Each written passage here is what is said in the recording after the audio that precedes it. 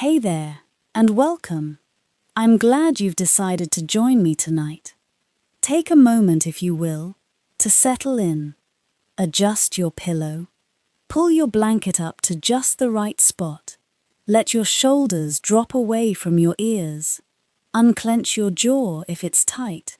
Take a slow breath in and let it out. Good. Tonight, we're going to step away from the noise and hurry of the modern world, away from notifications and deadlines and the constant rush of everything. We're going to enter somewhere much quieter, much slower, a place where time moved differently, where each day followed the same gentle rhythm as the one before, and the one before that, stretching back through years and decades and centuries. We're going to spend a year, an entire year, inside a medieval monastery, not as visitors passing through, not as tourists peering in from the outside, but as quiet observers of the everyday. We'll watch the seasons change through narrow stone windows. We'll hear the same bells ring at the same hours, day after day after day. We'll see the same faces in the same places, doing the same tasks, in the same order, following a pattern that has remained unchanged for generations. If you're hoping for drama tonight, for excitement, for grand adventures, well, you won't find much of that here. And that's rather the point, isn't it? The monastic life was designed to be peaceful, predictable, a refuge from the chaos of the medieval world outside those thick stone walls. There were no battles here, no political intrigue, no passionate romances or dramatic betrayals, just prayer and work and sleep, repeated endlessly, forming a rhythm as steady and reliable as a heartbeat. Some might call that boring, and they wouldn't be wrong, exactly. It was boring, deliberately so. The monks chose this life precisely because it was boring in all the ways that the world outside was not. While kingdoms rose and fell, while plagues swept across Europe, while wars raged and dynasties crumbled, the monastery remained, the same, unchanging, a still point in a turning world. And there's something deeply comforting in that, don't you think?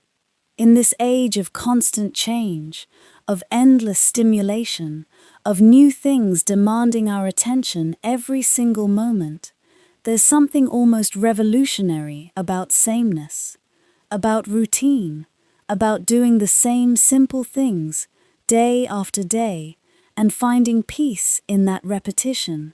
So tonight, we won't be rushing anywhere. We won't be chasing excitement. We're going to move slowly, very slowly. We're going to notice small things, quiet things, the things that most people wouldn't even see because they're too busy looking for something more interesting. We're going to watch a monk light a candle. We're going to listen to footsteps on stone. We're going to observe the slow, patient work of copying a manuscript, letter by letter, word by word. We're going to see a garden change through the seasons, watch frost give way to flowers, flowers to fruit, fruit to frost again. And if you fall asleep somewhere in the middle of all this, well, that's perfectly fine. That's what this is for. Let the words wash over you. Let the slow rhythm of monastic life carry you gently towards sleep. There's no quiz at the end. No need to remember any of this. Just let it be. We'll be focusing on one particular monastery, a small Benedictine house in Yorkshire, in the north of England. It's not a famous monastery. No kings were crowned here. No great theologians studied here. No one you've heard of ever lived within these walls. It was just an ordinary monastery, home to about 30 monks, situated on land that had been donated by a local lord sometime in the late 11th century. By the time we visit, around the year 1320, it's been standing for more than 200 years. The stones have settled into the earth. The traditions have been worn smooth by time. Everything here is established, familiar, known. And our guide through this world will be Brother Thomas. He's not a real person exactly, but he could have been. He represents all the hundreds of ordinary monks who lived ordinary monastic lives in ordinary monasteries across medieval Europe. Men whose names have been forgotten, whose lives left barely a trace in the historical record, but who nonetheless spent their days in quiet devotion, doing the simple work that needed to be done. Brother Thomas is in his early 30s. He's been a monk here for 7 years now, long enough that the rhythm of monastic life has become second nature, long enough that he no longer thinks about the routine. His body simply follows it, knows it, moves through it like water following the course of a stream. Before he became a monk, Brother Thomas was, well, we won't spend too much time on that. His previous life isn't important anymore. That's part of what becoming a monk means, leaving the old life behind, dying to the world, as they say, to be reborn in Christ. What matters now is the life he's living, the prayers he prays, the work he does, the small, quiet moments that make up his days. So get comfortable. Close your eyes if you'd like, or keep them open and let them unfocus. Let your breathing slow and deepen. Feel the weight of your body sinking into the mattress. Notice how still you can be. And let's begin this quiet journey together, starting on a cold morning in January, when the world outside is still dark and the monastery is just beginning to stir. Before we begin, if you enjoy these long, slow journeys through history, you might consider subscribing to the channel, but only if it feels right. No pressure. I make these videos because I enjoy making them, and if they help you relax, or sleep, or just escape for a while, then that's wonderful. But there's no obligation. Just take what you need. Now, let's dim the lights in our imagination. Let's step through those heavy wooden doors, worn smooth by centuries of hands. Let's enter the silence. The year is 1320. The month is January. The day is just beginning, and so are we. It's January, the middle of winter in the north of England, in the year of our Lord 1320. Outside the thick stone walls of the monastery, the countryside sleeps under a blanket of frost. The fields are empty, the trees bare, the sky that peculiar shade of grey that seems to hold all the cold in the world. But inside the monastery of St. Benedict, in a small corner of Yorkshire, tucked into a valley where a stream runs cold and clear, even in the depths of winter, the day is already beginning. It's not quite 2 in the morning. Let that sink in for a moment. 2 in the morning, the hour when most of the world is deep in sleep. The hour when the night is at its darkest, most silent, most still. And yet, here in this monastery, this is when the day begins. The darkness is absolute. Not the darkness of a modern bedroom, where streetlights leak around the edges of curtains, where the soft glow of a digital clock marks the passage of time, where car headlights occasionally sweep across the ceiling. This is the deep, complete darkness of a world without electric light.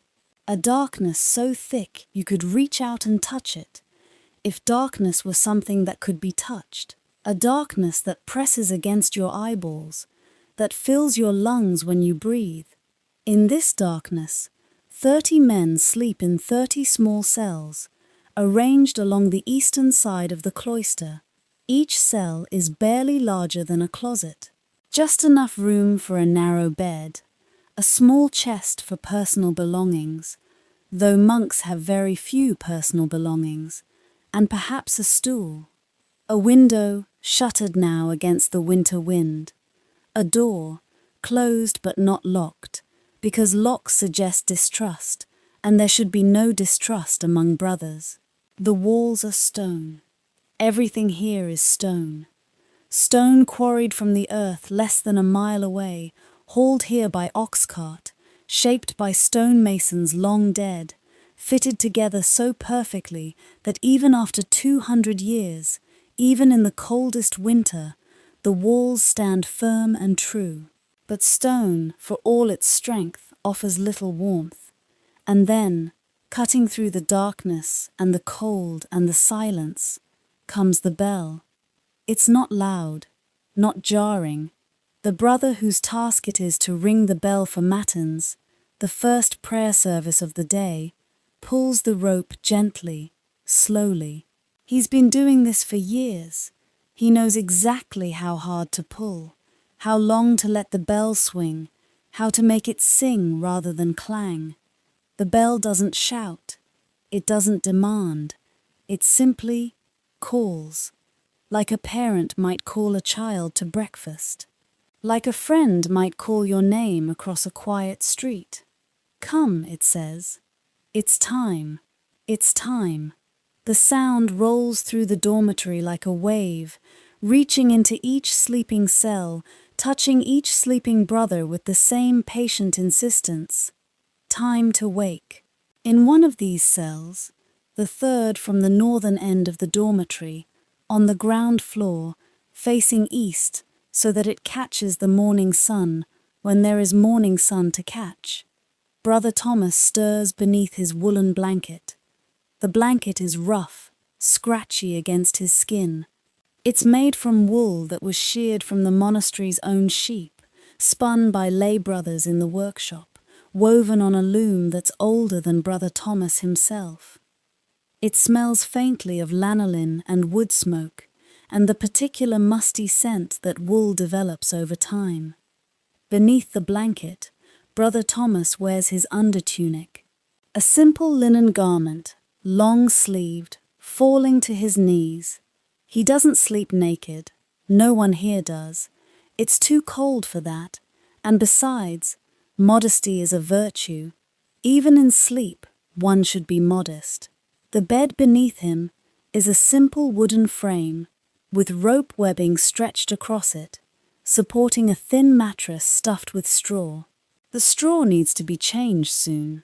He can tell by the way it's compressed, no longer providing much cushioning. But that's a task for later.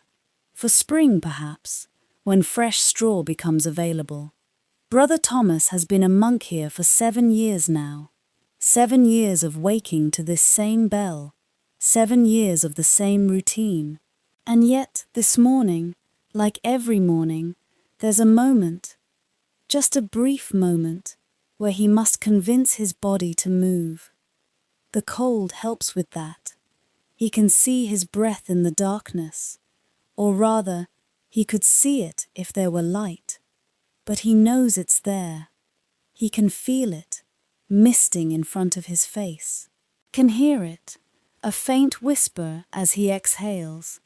The cell has no fireplace, no brazier, no source of heat whatsoever. Just 4 stone walls, a narrow wooden bed, and a small window shuttered against the winter wind. The floor is stone too, and Brother Thomas can feel the cold of it even before his bare feet touch it. The cold radiates upward, seeps through the thin mattress, through the rough blanket, into his very bones. But this is part of the discipline, part of the practice, part of what it means to live this life. The body wants warmth, wants comfort, wants to stay in bed, to pull the blanket higher, to drift back into sleep. And in denying these wants, not angrily, not violently, but gently, firmly, one learns something important about the nature of want itself. Brother Thomas sits up slowly. His muscles are stiff from sleep and cold. He's 32 years old, which is not young by medieval standards, old enough to feel the cold in his joints. old enough to notice how much longer it takes to warm up in the morning than it did when he first entered the monastery at 25. Slowly, methodically, he reaches for the rough wool habit hanging on a wooden peg beside his bed. He pulls it over his head. The fabric is cold, stiff, unwelcoming against his skin. The habit falls to his ankles, shapeless and brown, the color of earth. The same habit he wears every single day, the same habit every other monk here wears, identical, uniform. Another small death of the individual self in service of the communal life. He reaches for his scapular next.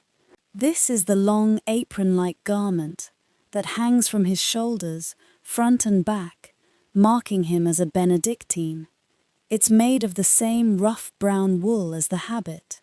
When he works in the garden or the scriptorium, he tucks the front of the scapula into his belt to keep it out of the way. But for now, it hangs loose. Then his belt, a simple rope tied around his waist. 3 knots in the rope, representing the 3 vows he took when he became a monk. Poverty, chastity, obedience. 3 words that mean giving up almost everything the world considers valuable in exchange for something the world can't understand. Finally, his shoes. Simple leather things, worn soft from years of use. They were made by Brother Matthew, who works in the monastery's small cobbler shop and has a gift for making shoes that fit well and last long. These shoes have walked thousands of miles without ever leaving the monastery grounds.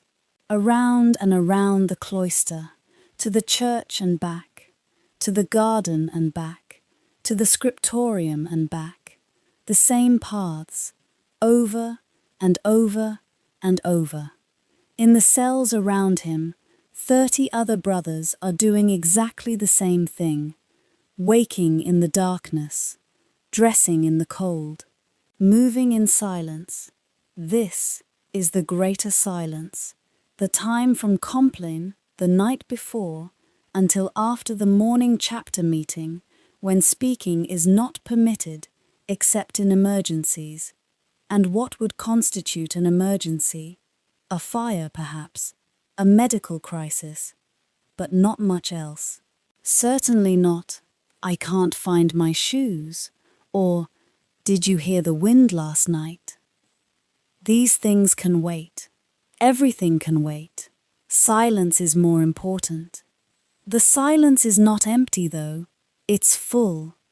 Full of the shuffle of feet on stone, full of the rustle of fabric, full of the quiet breathing of men emerging from sleep into ritual, full of the occasional cough, quickly stifled, full of the soft pad of bare feet on cold stone, the whisper of a door opening, the gentle creak of old hinges. Brother Thomas makes his way out of his cell and joins the slow procession of dark figures moving through the cloister toward the church. The cloister is the covered walkway that forms a square around the monastery's central garden. Even in winter, even in darkness, the garden is tended. Brother Thomas knows every stone of this path. He could walk it blindfolded. In fact, in this darkness, he might as well be blindfolded. His feet know the way. They've walked this path every day for 7 years. They know where the stones are slightly uneven. They know where water tends to pool after rain. They know every inch of this journey. The procession moves slowly. No one rushes. There's no reason to rush. The service will begin when everyone has arrived, and everyone always arrives. In all his years here, Brother Thomas has never known anyone to miss matins. Not once. Not even when they were sick. Especially not when they were sick. The ill are carried to the church, if necessary, laid on pallets near the altar where they can at least hear the prayers. The church is attached to the northern side of the cloister. It's the largest building in the monastery complex. though it's not large by the standards of cathedrals or great abbeys. This is a small monastery, remember, a modest foundation. The church can hold perhaps 50 people comfortably, though it never needs to hold more than the 30 monks and an occasional visitor. Brother Thomas enters through the side door, the one that opens directly from the cloister. His feet know this threshold too, know the slight step up, know the way the door swings on its hinges. Inside, the church is slightly warmer than the dormitory, but only slightly. Body heat from 30 monks and the few candles lit near the altar provide the only warmth. There's no heating system, no fireplace, just stone and cold air and the faint, comforting smell of incense from yesterday's services. The brothers file into the choir stalls. These are 2 long rows of wooden seats facing each other across the church, separated by a central aisle. The stalls are arranged in order of seniority, with the longest-serving monks nearest the altar. Each brother has his assigned place, and that place never changes unless someone dies or leaves the monastery, creating a vacancy that everyone shuffles down to fill. Brother Thomas has sat in the same spot for 7 years. 3rd row back on the left side. It's not a particularly good spot or a bad spot. Just a spot, but it's his spot. The wood there is worn smooth where his hands rest during the long services. There's a small imperfection in the wood, a knot that his right thumb fits into perfectly. These small familiarities are comfort in themselves. The church is dark, except for the candles near the altar. The windows are just dark shapes on the walls, offering no light at this hour. In summer, even at this early hour, there would be the faintest hint of dawn. But this is January. Dawn is still hours away. And then, when all the brothers are settled in their places, when the rustle and shuffle of arrival has faded into stillness, when the silence is complete, this is what the monks call their schedule of prayers, and it's not a casual name. This is their work, their primary work. The reason they're here. Everything else, the gardening, the manuscript copying, the cooking, the cleaning, all of that is secondary. Important, yes. Necessary, certainly. But secondary. Prayer is the work, the real work, the work that matters most. The divine office is built around 8 services, spread across the 24 hours like beads on a rosary. 8 times a day, every single day, the monks stop whatever they're doing and gather in the church to pray. 8 times. No exceptions. Not for bad weather, not for illness, unless you're truly too ill to move. Not for inconvenience, not because you don't feel like it. 8 times a day, the bell rings, and the monks come. These 8 services have names, most of them from Latin, all of them referring to the time of day when they're traditionally prayed. Matins, the night office, around 2 a.m. Lauds, the dawn prayer, around 5 a.m. Prime, the first hour, around 6 a.m. Terce, the 3rd hour, around 9 a.m. Sext, the 6th hour, around noon. None, the 9th hour, around 3 p.m. Vespers, the evening prayer, around 6 p.m. Compline, the completion, around 8 p.m. These times aren't exact. They shift slightly with the seasons, adjusting to the natural rhythm of daylight and darkness. But they're consistent, reliable. You could set your life by them. Indeed, that's exactly what the monks do. They don't have clocks, not in the modern sense, but they have these prayers, marking the hours, dividing time into manageable pieces. Matins, the night office, is the longest of the 8 services.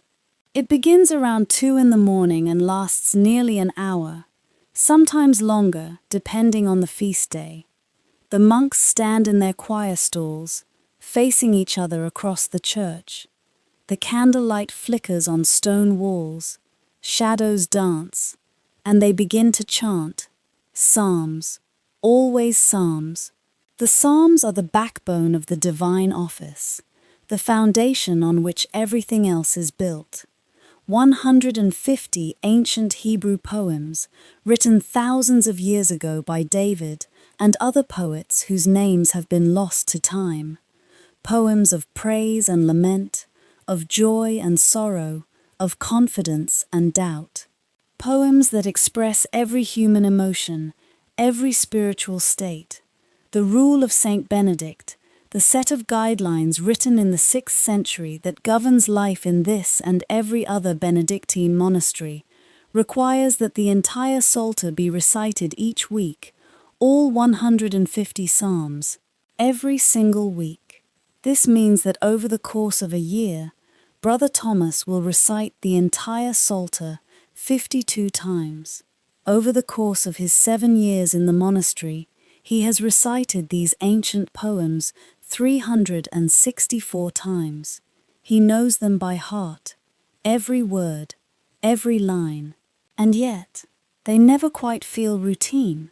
There's always something new to notice in the words, some line that catches differently depending on the season, the weather, the state of one's heart.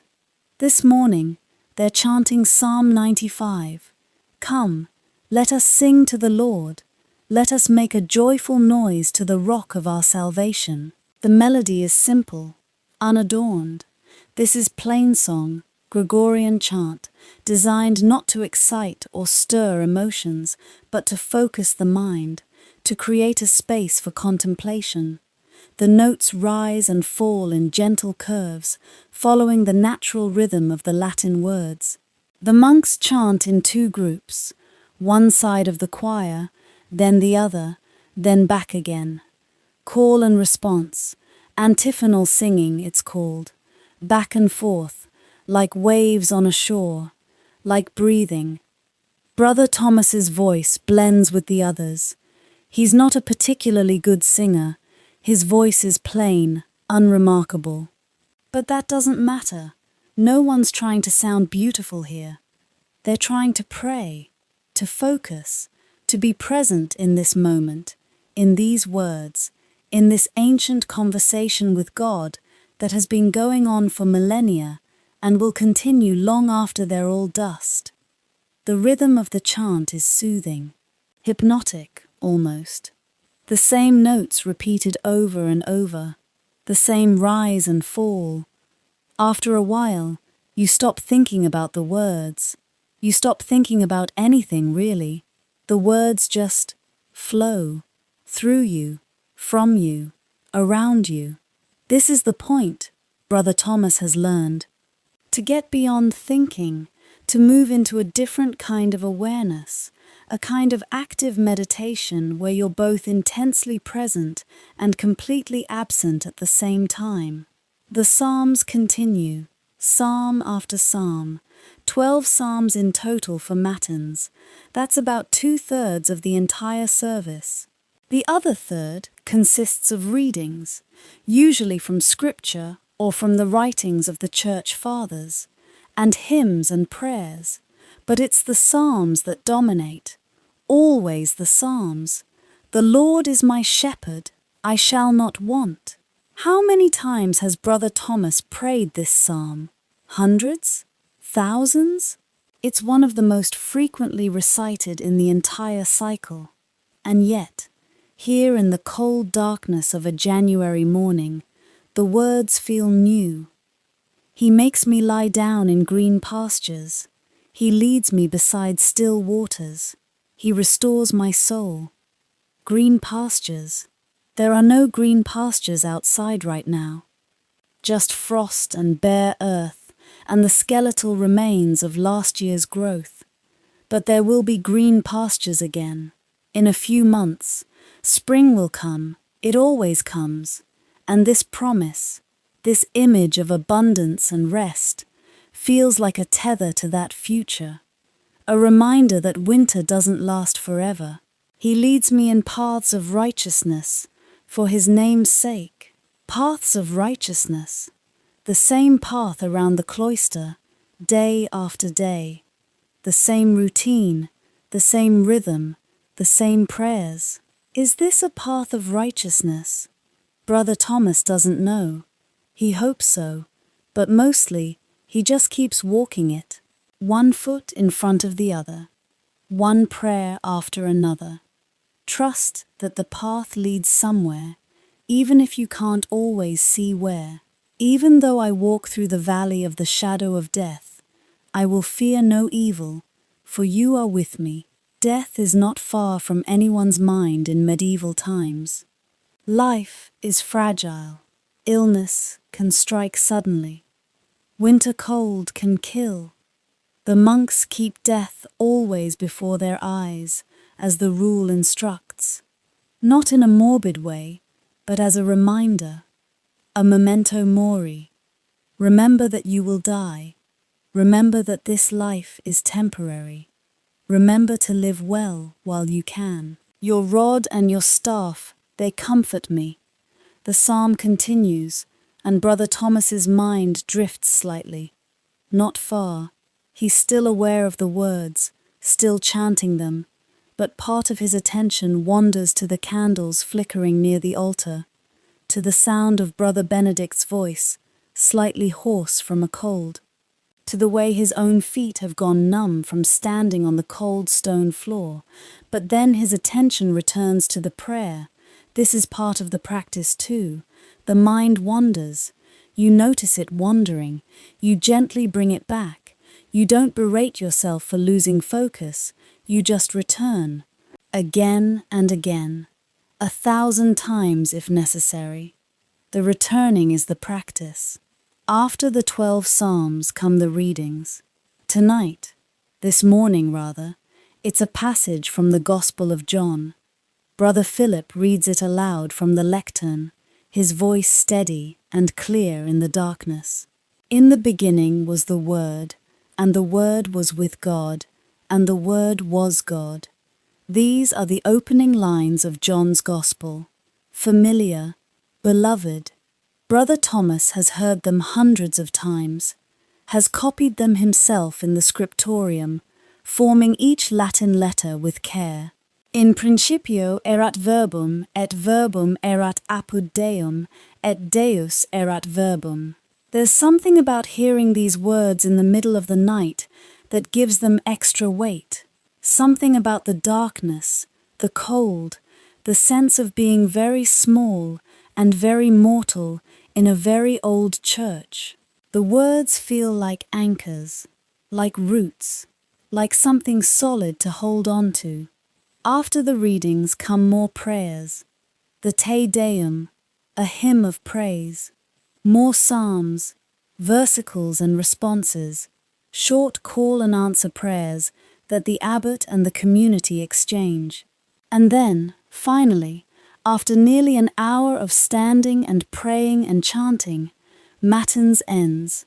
The monks file out of the church in the same quiet procession they entered, back through the cloister, back to the dormitory, but not all of them go to bed. Some remain in the church for private prayer. Some go to the warming room, one of the only rooms in the monastery with a fire, to thaw their frozen fingers before attempting any work. And one or two, including Brother Thomas, make their way to the Scriptorium, the writing room, the place where books are made, one painstaking letter at a time. Sleep can wait. There's work to be done. The Scriptorium is located on the east side of the cloister, positioned to catch the morning light when morning light finally comes. But there is no morning light yet. It's still dark. It will be dark for hours yet. Brother Thomas makes his way there, through the familiar darkness, his feet knowing every step, down the cloister walk, past the chapter house, where they'll gather later for the morning meeting, past the warming room, where he can hear the faint crackle of a fire and see the soft glow of firelight under the door. Part of him wants to stop there, to warm himself before beginning work. The warming room is one of the monastery's small mercies, one of the few concessions to human comfort. On the coldest days, the monks are allowed to spend a few minutes there, thawing frozen fingers and toes. But Brother Thomas has learned that if he warms himself too much, if he gets too comfortable, the scriptorium will feel even colder by contrast. Better to stay cold, to let the body adapt to it. Better to maintain a kind of equilibrium with the winter, rather than fighting against it. The scriptorium is a long, narrow room, with windows running along one wall. In daylight, it's the brightest room in the monastery. But now, in the darkness before dawn, it's just another shadow. Brother Thomas lights a candle. Just one.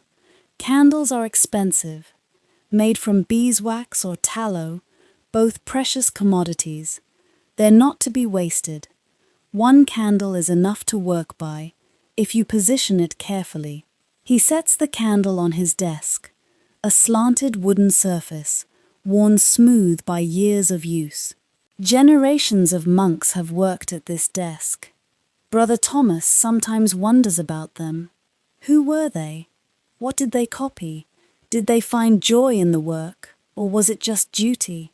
He'll never know. Their names are forgotten. But their work remains, somewhere. In some library, some monastery, some private collection. Words they copied still exist in the world, still speak to readers they never met, never imagined. There's a kind of immortality in that. Not the loud immortality of kings and generals whose deeds are written in history books, but a quiet immortality, the immortality of the faithful craftsman whose work outlasts his name. Brother Thomas settles himself on the wooden stool at the desk. It's not comfortable. It's not meant to be. Comfort makes you lazy, makes you sloppy. A little discomfort keeps you alert, focused. He's working on a manuscript of Boethius, the Consolation of Philosophy, a 6th century text written by a Roman senator awaiting execution. It's a dialogue between Boethius and Lady Philosophy, exploring questions of suffering, fate, free will, and divine providence. It's intricate work, requiring perfect concentration. One mistake, one letter formed incorrectly, one word misspelled, and the entire page might need to be scraped clean and started over. Vellum is too precious to waste on careless errors. Before he can write, there's preparation to do. Always preparation. First, he checks his quill. It's a goose feather, carefully trimmed and shaped to hold ink. The primary feathers from a goose's wing work best. They're strong but flexible. The monastery keeps geese partly for eggs, partly for meat, and partly for their feathers. Brother Thomas examines the quill in the candlelight. The tip has split slightly from yesterday's work. The pressure of writing, the scraping against vellum, gradually damages the point. Every few hours of writing, you need to recut it. He takes out his penknife. Every scribe has one. It's one of the few personal tools a monk is allowed to own. The knife is small, sharp, perfectly balanced. Brother Thomas has had this knife for 5 years. He knows its weight, its feel, its capabilities. Carefully, he cuts a new point on the quill. The angle must be just right. Too steep and the quill won't hold ink properly, will skip and splatter. Too shallow and the letters will be thick and clumsy, will bleed into the vellum. He makes the cut with practiced precision, one smooth stroke, then another, creating the characteristic chisel tip that allows for both thick and thin strokes. He tests the point on a scrap of vellum, making a few practice marks. Good. The line is clean and crisp. Next, he prepares the ink. The monastery makes its own, from oak galls, iron salts, and gum arabic. Oak galls are the round growths that form on oak trees when certain wasps lay their eggs in the bark. These galls are harvested, crushed, and soaked in water to extract the tannic acid. Mixed with iron salts and gum arabic, a tree resin that acts as a binder, they create a dark, permanent ink that won't fade over time. The mixture sits in a small horn container on his desk. Ink horns are perfect for scribes. They have a pointed end that can be pushed into the desk surface to hold them upright, preventing spills. And horn is waterproof, durable, easily cleaned. In the cold, the ink has thickened overnight. Brother Thomas warms it slightly by holding the container near the candle flame. Not too much. He doesn't want to cook it, to change its consistency. Just enough to make it flow smoothly again. While the ink warms, he examines the vellum page he's working on. Vellum, sometimes called parchment, is made from animal skin, usually calf skin, though sheep and goat can also be used. The skin is soaked in a lime solution to remove the hair, then scraped thin, stretched on a frame, and dried under tension. The result is a smooth, durable writing surface that can last for centuries. But it's expensive, terribly expensive. A single Bible might require the skins of 200 calves.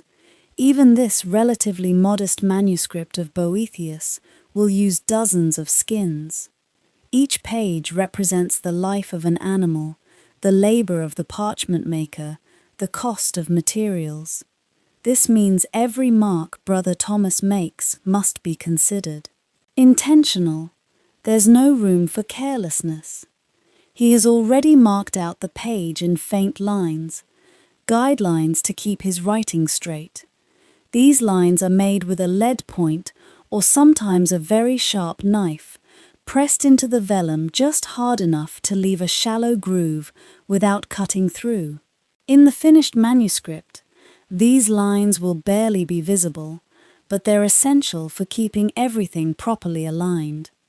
He has also marked where the margins should be, where the text block should sit on the page. Medieval manuscripts follow very precise proportions. The margins aren't random. They follow mathematical ratios that are pleasing to the eye. The inner margin is smallest, the top margin is larger, the outer margin larger still, and the bottom margin largest of all. Why? Because when the book is bound and opened, you want the text blocks on facing pages to look balanced. You want the reader's eye to be drawn to the text, not distracted by poor layout. Even though most people who will see this book won't consciously notice these proportions, they'll feel them. They'll sense the rightness of it. Everything is ready. The quill is sharp. The ink is prepared. The vellum is positioned. The candle is burning steadily, giving just enough light. Brother Thomas dips the quill into the ink, letting the excess drip back into the horn. Too much ink and it will blob and smear. Too little, and the letters will be faint and unreadable. He touches the quill to the vellum and begins to write. The script he's using is called Carolingian minuscule. It's a clear, readable hand that became standard across Europe a few centuries ago, replacing the many different regional scripts that had proliferated in the early Middle Ages. It has both upper and lowercase letters, capital letters for the beginning of sentences and important words, smaller letters for everything else. The letters flow from his quill with practiced ease. He's been doing this for years. His hand knows the movements, the slight pressure needed to create a thick stroke. the lighter touch for a thin stroke, the particular angle of the pen that creates the characteristic shapes of each letter. Carmina qui quondam studio Florente peregi, he writes, songs I once sang with blooming passion. These are the opening words of Boethius's Consolation. The text begins with a poem, Boethius lamenting his fate, imprisoned and awaiting death. Later, Lady Philosophy will appear and offer comfort through reason and wisdom. Brother Thomas has read this text before, has studied it, knows what's coming, but copying it is different from reading it. When you copy something, you engage with it differently. Every word passes through your hand. You slow down. You notice things you might miss in casual reading. The scratch of quill on vellum is the only sound in the Scriptorium. It's a particular sound, like whispering, like secrets being told. Brother Thomas finds it soothing, meditative. The rhythm of it, dip, right, becomes almost like a prayer. Outside the window, the sky begins to lighten, imperceptibly at first. Deep black becomes charcoal grey. The stars begin to fade. Brother Thomas doesn't notice at first. He's too focused on his work. But gradually, he becomes aware that he can see a little better. The candle seems less necessary. The vellum is easier to read. Dawn is coming, slow and cold, but coming. He continues to write, forming letter after letter, word after word. His hand moves steadily across the page, left to right, leaving a trail of dark ink on cream-colored vellum. Flebilis ho maestos cogor inire modos. Mournful now, I am forced to take up sad measures. The text speaks of sorrow, of loss, of everything Boethius has been stripped of, his position, his freedom, soon his life. And yet, Brother Thomas knows how the text ends. It ends with consolation, with understanding, with a kind of peace that comes from accepting what cannot be changed. Isn't that what monastic life is, in a way? Accepting what cannot be changed. The routine, the rules, the lack of freedom. Not fighting against it, but finding peace within it. His hand continues to move. The page fills slowly. He completes one line, moves to the next. The guidelines keep everything straight and even. Time passes. Brother Thomas isn't sure how much time. He's lost in the work, in the meditative repetition of letter formation. But eventually, he becomes aware of something changing. A sound, a bell, the bell for Lauds, the second service of the day, dawn prayer. Brother Thomas sets down his quill carefully, wipes the excess ink from the tip, and places it in the wooden box where he keeps his scribal tools. He closes the manuscript, carefully, gently, protecting the still wet ink from smudging, and covers it with a clean cloth to keep dust away. The work will be waiting when he returns. It will always be waiting. There are always more books to be copied, more texts to preserve, more words to write. But for now, it's time for prayer again. He makes his way back to the church. The same path, the same steps, the same routine. And in this sameness, this endless gentle repetition, there is a kind of peace that the world outside these walls could never understand. The sky has lightened considerably by the time Brother Thomas reaches the church for Lauds. It's still not what you'd call bright. This is January in northern England, after all. But there's a subtle change. The darkness has become more of a greyness. Shadows have begun to have edges. Lauds is the dawn prayer, the prayer of praise that greets the new day. Its name comes from the Latin laus, meaning praise. And indeed, the psalms used in Lauds are full of praise, full of thanking God for the gift of another day, another opportunity, another chance to live and work and pray. The monks file into their choir stalls once again. Brother Thomas takes his place, the same place he occupied for matins just a few hours ago, the same place he'll occupy for every service today and tomorrow and the day after that. There's something comforting in this consistency, in knowing exactly where you belong, exactly what's expected of you, no decisions to make, no wondering if you're in the right place. You simply are. The cantor, the monk responsible for leading the chanting, begins the opening psalm, Psalm 95, the same one they started matins with. Come, let us sing to the Lord. Let us make a joyful noise to the rock of our salvation. The familiar words, the familiar melody, the voices of 30 men blending together in the cold morning air. Brother Thomas's voice joins the others. He's tired. It's been a long night, and he's only had perhaps 3 hours of sleep total. But tiredness is part of the monastic experience. You learn to function with less sleep than you'd like. You learn that the body is stronger than you think, can endure more than you imagined. Lord's is shorter than matins, perhaps 30 minutes instead of an hour, 5 psalms instead of 12, fewer readings. It's designed to be the prayer that transitions from night to day, from darkness to light. As they pray, the church grows gradually brighter. The narrow windows begin to glow with weak winter sunlight. Not much. The sun is low in the sky at this time of year, and the windows are small, high up in the walls. But it's light nonetheless. Real light. Daylight. There's a moment, Brother Thomas notices it every morning, when you can suddenly see colors again, when the world stops being just shades of gray and black and starts having actual hues. The brown of the wooden choir stalls, the gold thread in the altar cloth, the faint blue tint of Brother Philip's aged hands as he holds his prayer book. Color returning to the world feels like a small miracle every single morning. Lord's ends, and without pause, prime begins.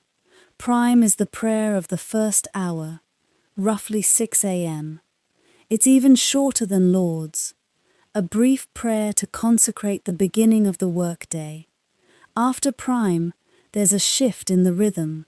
The greater silence officially ends after prime.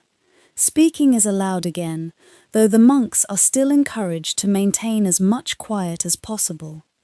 Words should be used sparingly, purposefully. Chatter is discouraged. The monks file out of the church and into the chapter house for the daily chapter meeting. This is one of the most important gatherings of the day, the time when the community comes together to handle business, address problems, and maintain discipline. The chapter house is a modest room, much smaller than the church, but larger than most of the monastery's other spaces. Stone benches run along 3 walls, forming a U shape. The abbot's seat is at the head, positioned so he can see everyone. The other monks sit in order of seniority, the oldest and longest serving nearest the abbot, the newest members farthest away. Brother Thomas takes his place on the bench. After 7 years, he's somewhere in the middle of the hierarchy. No longer new, but not senior either. Just solidly, unremarkably middle. The abbot enters last. Everyone stands until he's seated. Then they sit together, a unified movement that comes from years of practice. The abbot is an elderly man, perhaps 60 years old, which is quite old by medieval standards. Most men don't live that long. His name is Father Edmund, and he's been abbot here for 15 years. Before that, he was a simple monk for 20 years. Father Edmund's face is deeply lined, weathered like old wood left out in the rain. But his eyes are sharp and kind. He governs with a gentle hand, preferring persuasion to punishment, understanding to strictness. The rule of Saint Benedict advises abbots to temper all things, so that the strong have something to strive for and the weak are not driven away. Father Edmund takes this advice to heart. The meeting begins, as always, with a reading from the Rule of Saint Benedict. Every single day, one chapter of the Rule is read aloud to the assembled community. Since there are 73 chapters in the Rule, they work through the entire text about 5 times a year. This constant repetition serves a purpose. The Rule is the foundation of monastic life, the guide for every aspect of existence here. By hearing it over and over, the monks internalize it. It becomes part of them, shapes their thinking, their actions, their very being. Today's reading is Chapter 7, On Humility.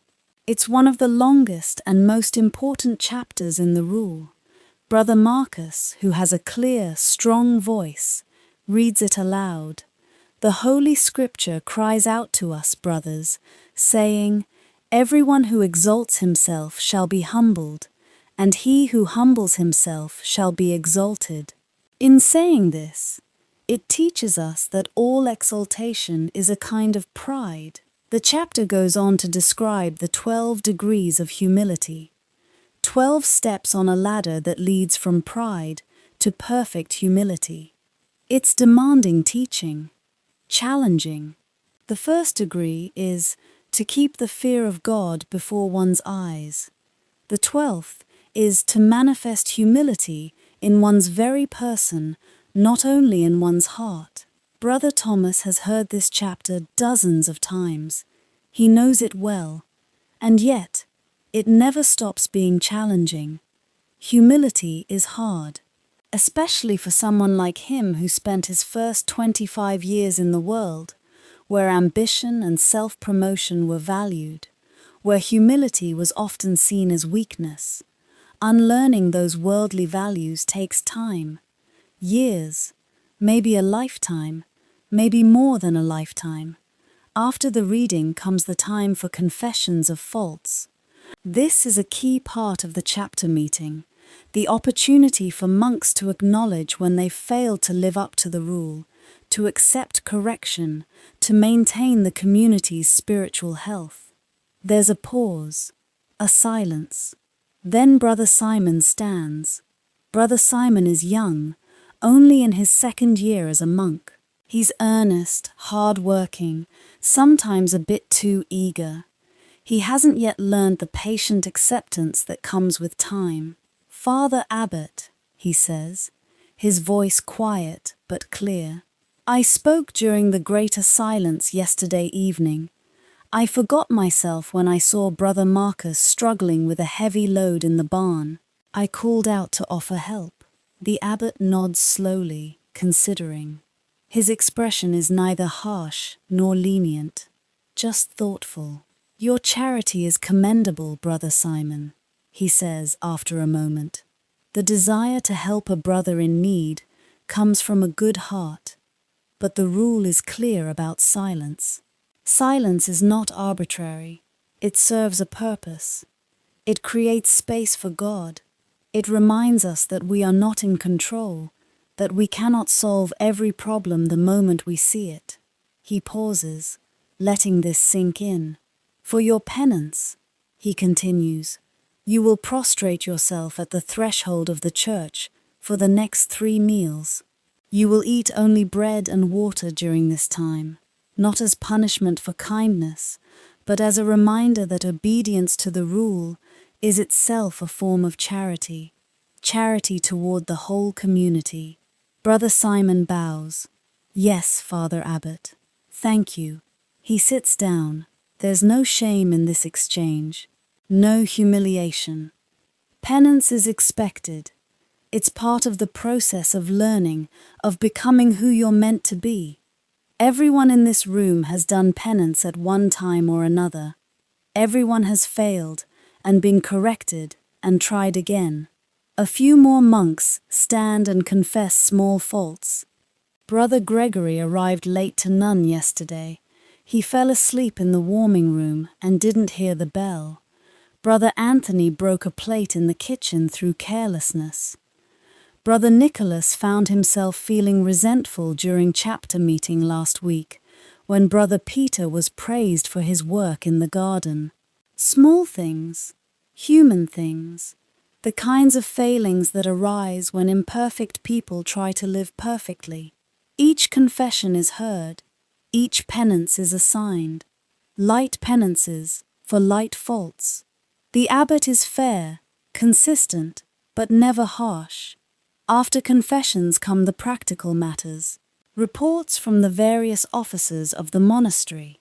Brother Ambrose, the cellarer, the monk responsible for the monastery's supplies and provisions, stands and gives his report. "The grain stores are good, Father Abbot," he says. "We have sufficient wheat and barley to last until the next harvest, God willing. However, the wine is running low. We may need to purchase more from the village if we are to have enough for the altar through Lent and Easter." The abbot nods. "See to it, Brother Ambrose. Use the discretionary fund and check the quality before you buy. Remember what happened 2 years ago. 2 years ago, the monastery purchased wine from a dishonest merchant who had watered it down considerably. It was barely fit for drinking, let alone for the Mass. The abbot had been lenient with Brother Ambrose. It was an honest mistake, but the lesson was learned. Brother Richard, the sacrist, responsible for maintaining the church and its furnishings, speaks next. "The candle holder near the left side of the altar is cracking, Father. It's very old. I fear it may break soon. Can it be repaired?" "I believe so. Brother John has skill with metalwork. I will ask him to examine it." "Good. See that it's done, carefully." Brother Benedict, the infirmarian, gives his report last. Brother Gregory's cough is improving, thank God. But Brother William has developed a pain in his joints. The cold weather aggravates his old injury. I'm treating him with comfrey poultice and willow bark tea. The abbot looks concerned. "Is he able to attend the services?" "With difficulty, Father. He walks slowly and with pain, but he insists on coming." "Of course he does," the abbot says, with a faint smile. "Brother William is nothing if not stubborn. Make sure he has extra blankets, Brother Benedict, and perhaps prepare the pallet near the altar for him during the night offices. Better he should lie down in church than injure himself trying to stand for an hour." "Yes, Father. Everything is accounted for. Everyone has a role. The monastery functions like a great, slow, well-oiled machine, or perhaps more accurately, like a body, each member serving a different function, all working together in quiet harmony toward the same end." The meeting concludes with a prayer. The monks stand, bow to the abbot, and file out to begin the work of the day. The sun is fully up now. Weak winter sun, but sun nonetheless. The day has officially begun. Idleness is the enemy of the soul, the rule of Saint Benedict teaches. Chapter 48, which Brother Thomas heard read just a few weeks ago. "Therefore, the brothers should be occupied at certain times in manual labor, and at other times in sacred reading." Manual labor, physical work, not as a punishment, but as a spiritual practice, as a way of grounding oneself, of staying humble, of remembering that we are embodied creatures living in a material world. After the chapter meeting, the monks disperse to their various tasks. Some go to the kitchen to prepare the midday meal. Some go to the brewery to tend the ale. Some go to the stable to feed the animals. Some return to the Scriptorium to continue copying manuscripts. Brother Thomas makes his way to the garden. The garden is his primary responsibility when he's not working in the Scriptorium. It's his specialty, the work he's become known for over his 7 years here. He has a gift for it, a kind of intuitive understanding of plants and soil and seasons.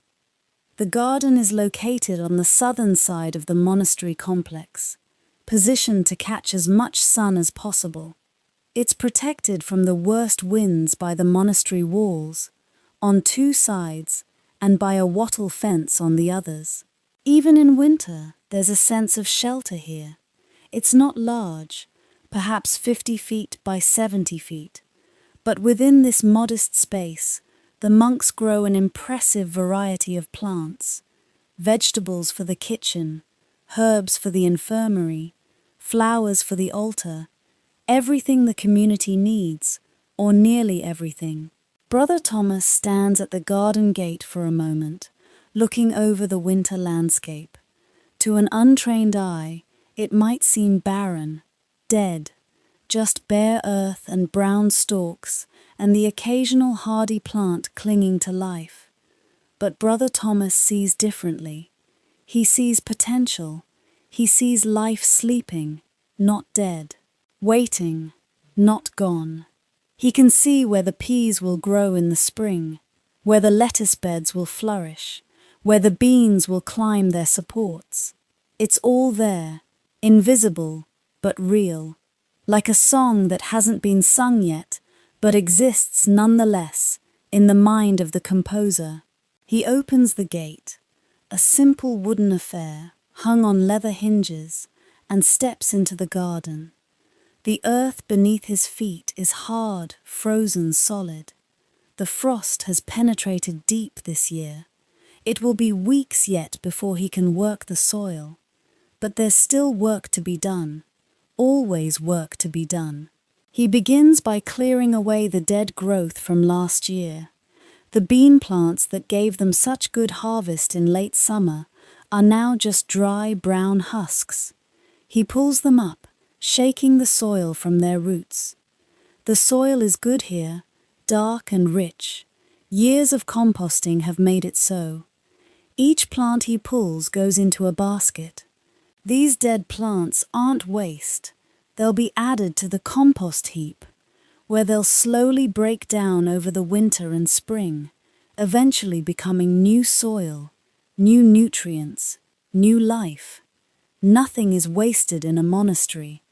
Everything has a purpose, a use. As he works, Brother Thomas prays. Not the formal prayers of the divine office, not psalms or readings, just simple words, repeated over and over in time with his breathing, in time with his movements. Lord Jesus Christ, Son of God, have mercy on me, a sinner. This is the Jesus prayer, a form of meditation that comes from the Eastern Christian tradition. It's simple, portable, adaptable. You can pray it while walking, while working, while lying in bed at night, unable to sleep. The words become a rhythm, a heartbeat, a way of maintaining constant awareness of God's presence. Lord Jesus Christ, pull a dead plant from the ground. Son of God, shake the soil from its roots. Have mercy on me. Place it in the basket. A sinner. Over and over. The prayer and the work becoming one continuous motion, one continuous offering. The morning is cold but still, no wind. The sun, weak as it is, feels pleasant on Brother Thomas's face. After the darkness of the dormitory, the cold of the church, the dim light of the Scriptorium, it's good to be outside, to feel fresh air, to see the sky. Above him, clouds move slowly across the grey-blue expanse. They're not storm clouds, just the ordinary clouds of winter, high and thin and unhurried. A crow calls from somewhere beyond the monastery walls, then another. Brother Thomas knows these crows, or at least, he knows crows that sound just like these. They're constant companions in the garden, always looking for bugs turned up by his digging, always hoping for some small scrap. The monastery believes in hospitality to all God's creatures, within reason. The crows are welcome to whatever they can find. Brother Thomas continues his work. The basket fills slowly with dead plant material. When it's full, he carries it to the compost heap, a large, carefully maintained pile in the corner of the garden. He adds his contribution to the heap, noting with satisfaction how last year's additions have already begun to break down. What was recognizable as plant matter a few months ago is now halfway to being soil again. He returns to the clearing work. More bean plants, some tomato stakes that need to be pulled up and stored for next year. A few stubborn weeds that somehow survived the first frosts and need to be evicted before they have a chance to spread. The work is methodical, repetitive, almost mindless. His hands know what to do. His body knows the movements. This frees his mind to wander, to pray, to simply be. Brother Thomas thinks about the spring garden, still months away but coming. He'll plant peas first. They can handle the cold. Then onions and garlic. Then lettuce and spinach. Then, when the danger of frost has passed, the tender plants, beans and tomatoes and cucumbers. He thinks about how many times he's done this, how many springs he's prepared for, how many harvests he's brought in. 7 full cycles now, 7 times watching winter give way to spring, spring to summer, summer to autumn, autumn back to winter again. There's something profound in this repetition. In seeing the same cycles play out year after year, you start to understand time differently, not as a straight line but as a circle, not as progress but as return, not as change but as renewal. The garden teaches patience. You can't rush a plant to grow. You can't force a seed to germinate before it's ready. You can only prepare the conditions, plant at the right time, tend faithfully, and wait. Wait for processes that operate on a timescale much slower than human impatience. Brother Thomas finds this soothing.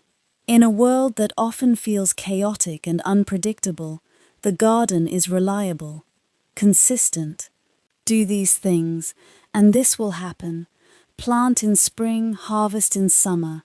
Follow the rhythms, respect the seasons, and life continues. He moves to the herb garden now. This is a separate section, closer to the infirmary. The herbs here are medicinal, used for treating illnesses and injuries. Brother Benedict, the infirmarian, relies on Brother Thomas to keep this section well stocked. Even in winter, some of the herbs persist. Rosemary, hearty and fragrant. Sage, its grey-green leaves still present though dormant. Thyme, small and tough, clinging to life in the cold. Brother Thomas checks each plant carefully, removes dead growth, makes mental notes about what will need to be replaced in spring. The feverfew didn't survive the cold. He'll need to start new plants from seed. The comfrey looks good though. Its roots go deep, and it always comes back strong. As he works, he becomes aware of someone approaching. Footsteps on the path. He looks up to see Brother Benedict, the infirmarian, making his way into the garden. Brother Benedict is older than Brother Thomas, perhaps 50 years old, though he's never said exactly. He's a quiet man, gentle and patient, with a gift for healing that seems to come from some deep, innate well of compassion. "Good morning, Brother Thomas," he says softly. Even though the greater silence has ended, the monks still tend to speak quietly. "Good morning, Brother Benedict. I came to see how the herbs fared through the cold snap last week. Some losses, Brother Thomas admits. The feverfew didn't make it. But most of the perennials look strong." Brother Benedict nods. crouching down to examine the comfrey more closely. His old knees crack as he bends. Brother Gregory's cough returned, he says. I may need more coltsfoot soon. I'll harvest some this afternoon, Brother Thomas promises. The leaves should still be viable. Thank you, brother. They work together in companionable silence for a while, not talking, just sharing the space, sharing the work. This is one of the gifts of monastic life. You learn to be comfortable with silence, to be with someone without needing to fill the air with words. After a time, Brother Benedict straightens up, his knees protesting again. I should return to the infirmary, he says. Brother William needs his poultice changed. How is he? The pain is bad, but his spirit is good. He makes jokes, even when I know he's suffering. Brother William is strong. He is. But strength has its limits. We're all getting old, Brother Thomas. Brother Benedict says this matter-of-factly, without self-pity or fear. Just a simple observation. We're all getting old, as if noting that the sky is grey or the ground is frozen. He makes his way back to the infirmary, moving slowly but steadily. Brother Thomas returns to his work. More clearing, more preparing, more praying. Lord Jesus Christ, Son of God, have mercy on me, a sinner. The sun rises higher in the sky, not much higher. It's winter, and the sun never gets very high this time of year. But higher. The shadows shift. The air warms slightly, from bitter cold to merely cold. Brother Thomas works until he hears the bell for terce, the mid-morning prayer service. He sets down his basket, brushes the soil from his hands, and makes his way back to the church. The same path, the same steps, the same routine.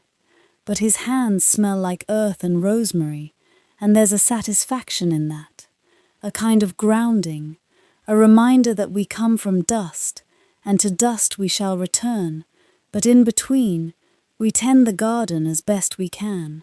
Terce is brief.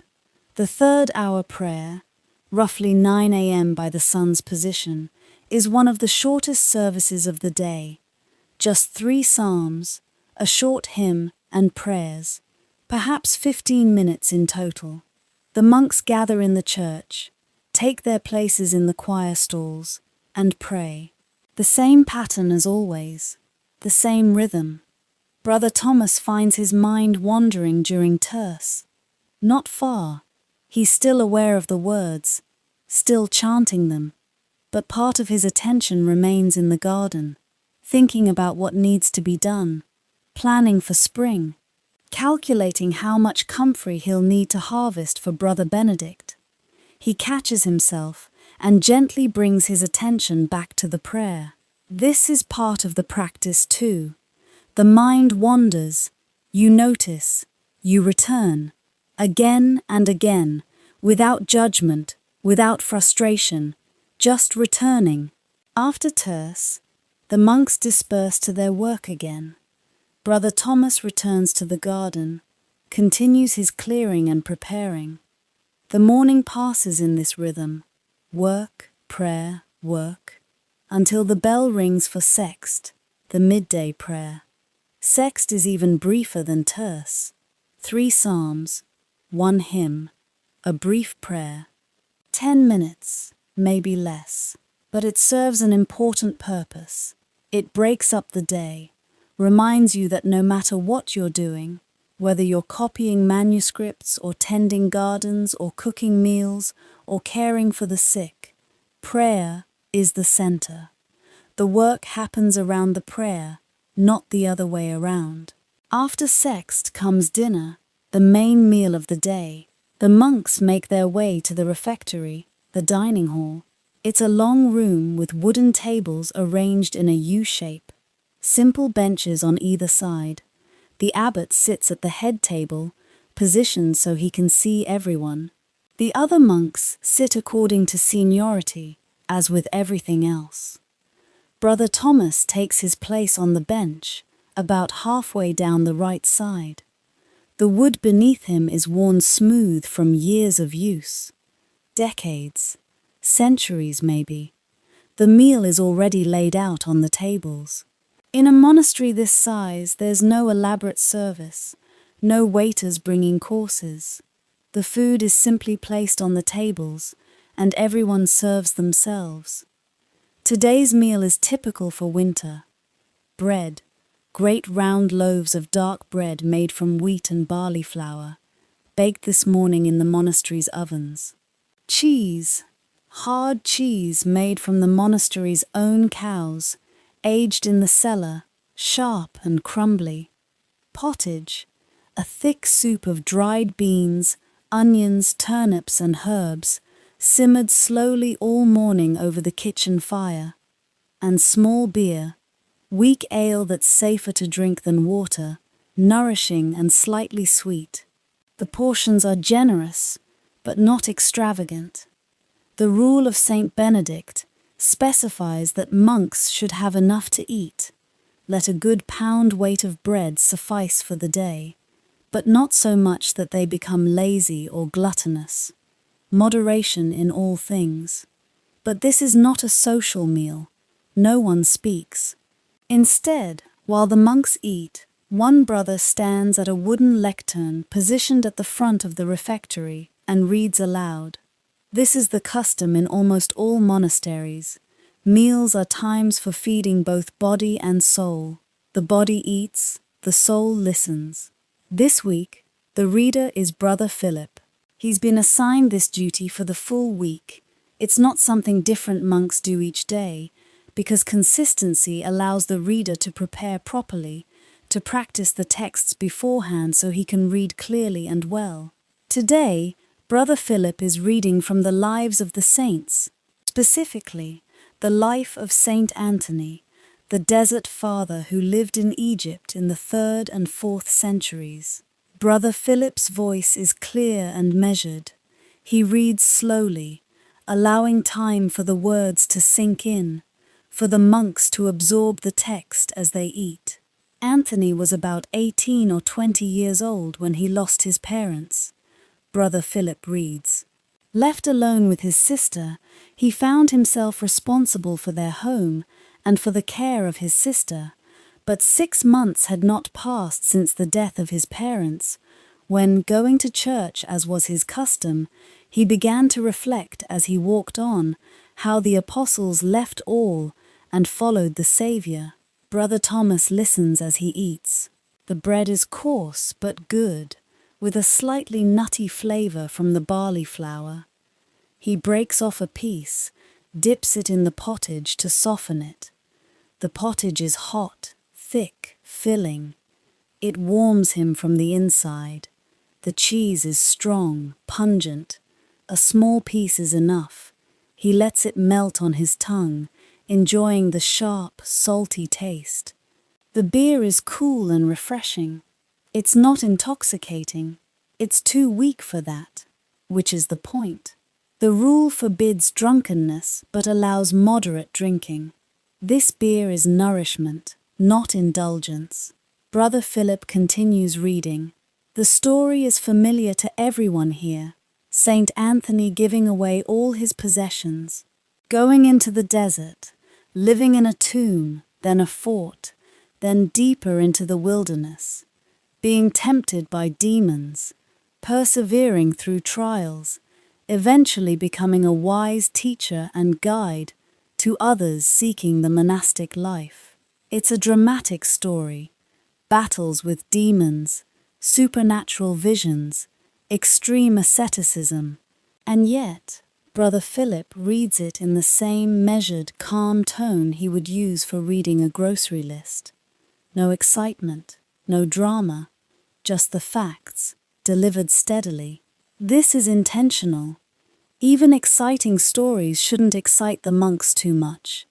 The goal is peace, calm, equanimity, not emotional highs and lows. Brother Thomas finds his mind drifting again as he eats. He thinks about the garden, about the manuscript waiting for him in the Scriptorium, about the psalm they chanted this morning, words that have stayed with him. Be still and know that I am God. Be still. That's what this life is about, really. Stillness. Not the absence of activity, but the presence of peace. The ability to do the same simple things, day after day, and find contentment in them. To eat the same basic food and be grateful. To pray the same prayers and find them fresh. To live the same routine and discover it's never quite the same after all. And Anthony heard a voice saying to him, "Anthony, Anthony, where are you going?" Brother Philip reads, "I am searching for you," Anthony replied, and the voice said, "I was here all along, but I was watching to see your struggle."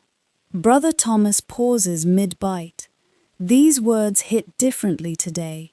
God was there all along, watching, present even when invisible, especially when invisible. Isn't that the heart of faith?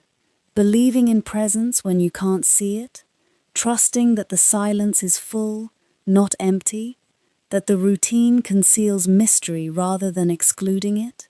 He finishes his bread, his pottage, his beer. The meal is satisfying without being indulgent. Just enough. Always just enough. Brother Philip finishes the reading. The monks bow their heads for a brief prayer of thanks, then rise from the tables. There's a short period of rest after the meal, perhaps 30 minutes. Some brothers nap, some read. Some walk in the cloister, digesting their food in gentle movement. Brother Thomas usually returns to the Scriptorium. There are always manuscripts to be copied, always words to be written, and the early afternoon light is good for detailed work.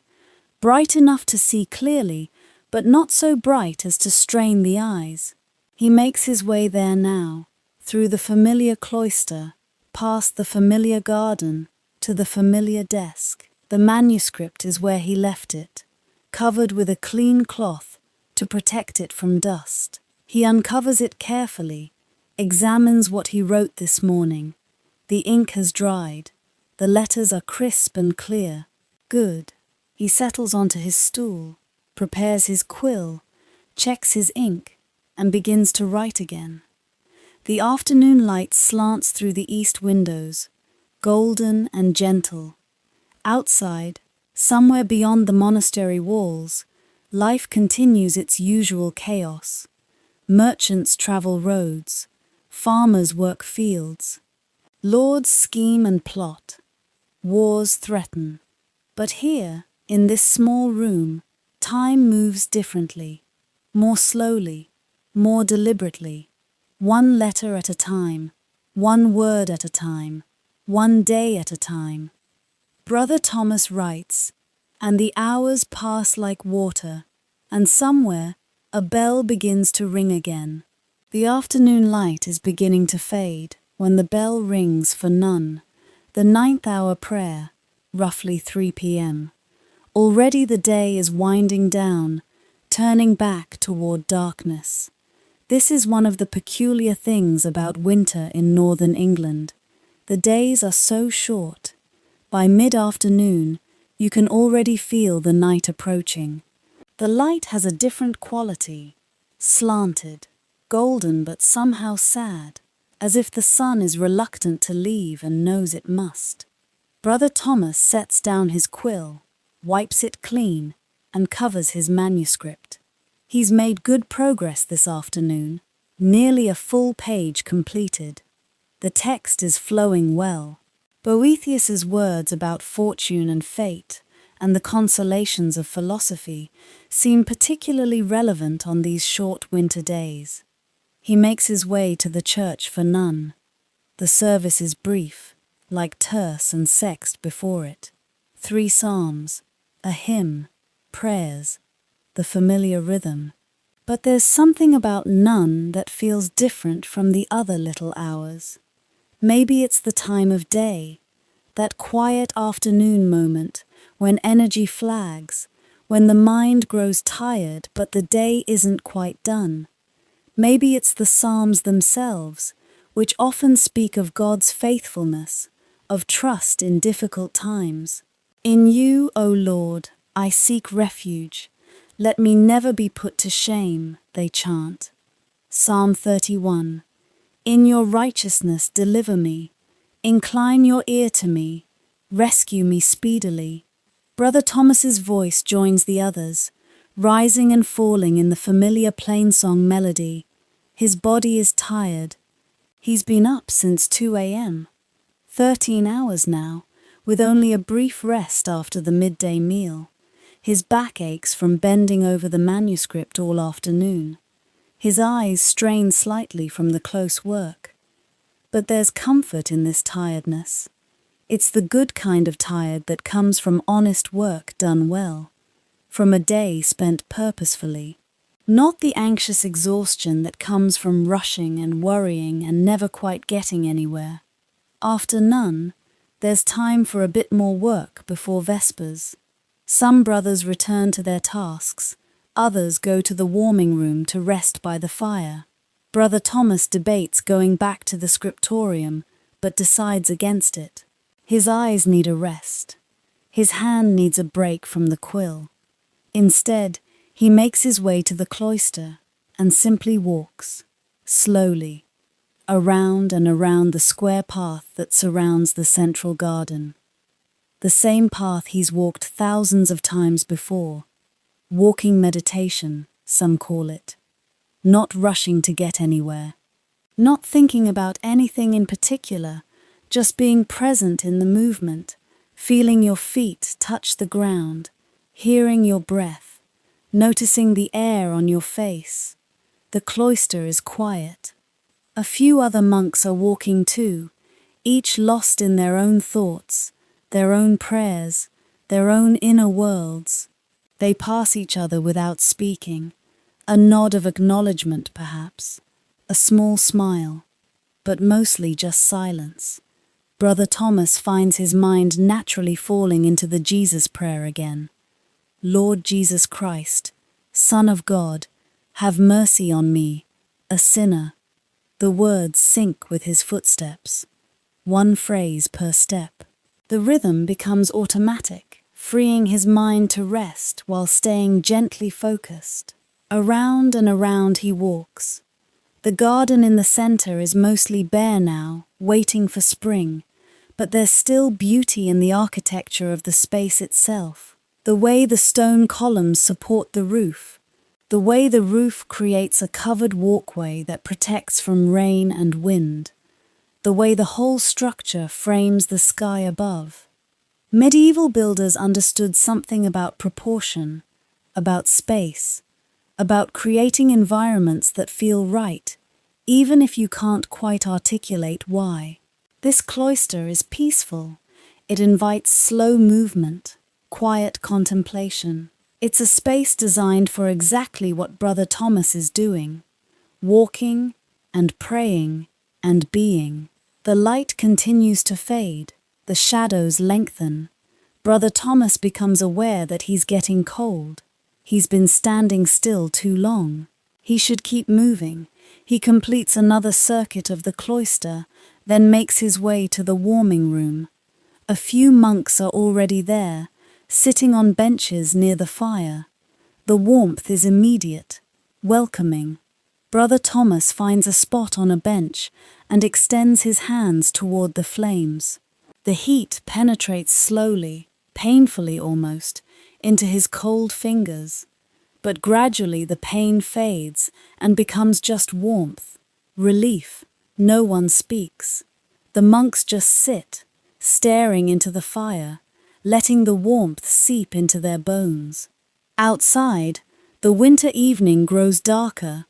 Inside, the fire crackles and pops, throwing dancing shadows on the stone walls. There's something deeply human about sitting around a fire together, something ancient. Brother Thomas imagines people doing this exact thing thousands of years ago, gathering around fires as the sun went down. finding safety and warmth and community in the flame's light. We're not so different from them, really. We still need warmth, still need light, still need companionship, even silent companionship. The bell for Vespers breaks the spell, the evening prayer, one of the major offices, longer than the little hours, second only to matins in importance.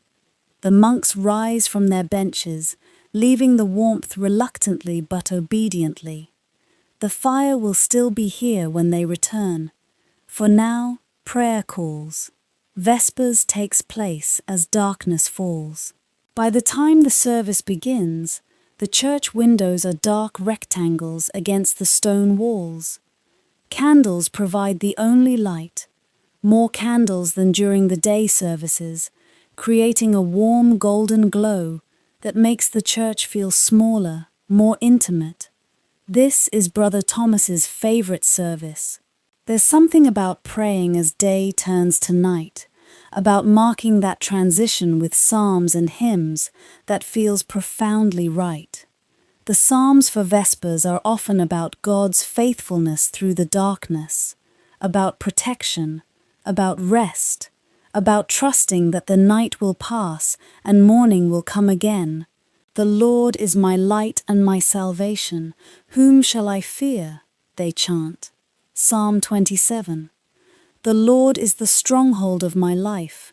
Of whom shall I be afraid? The candlelight flickers on the faces of the monks. Brother Thomas looks across the choir at the brothers on the opposite side. Brother Benedict, the infirmarian, his eyes closed in prayer. Brother Marcus, young and earnest. Brother William, old and bent, but still here, still showing up. Father Edmund, the abbot, his lined face, peaceful in the golden light. These are his family now. More than family, really. In the world outside these walls, families are bound by blood and obligation. But here, the monks are bound by choice, by commitment, by shared purpose. They've chosen this life, chosen each other, chosen to live in this rhythm of prayer and work, day after day, year after year. Vespers lasts perhaps 45 minutes, the longest service after matins. When it ends, there's still a bit of time before Compline, the final service of the day. This evening hour is typically used for reading. The rule of Saint Benedict calls it Lectio Divina, sacred reading. Not reading for information or entertainment, but reading as prayer. Reading slowly, meditatively, letting the words sink deep. Some monks return to the warming room to read by firelight. Others have permission to take a candle to their cells if they're reading something specific. Brother Thomas makes his way to the library, a small room off the cloister where the monastery's collection of books is kept. The library isn't large, perhaps 60 books in total, which makes this monastery better off than many. Books are expensive, precious. Each one represents months or years of labor. Some of these books are older than the monastery itself, brought here by the founding monks 2 centuries ago. Brother Thomas browses the shelves, though he knows every book here by heart. His fingers trail along the spines, or rather, the edges, since medieval books don't have spines the way modern ones do. They're too thick for that.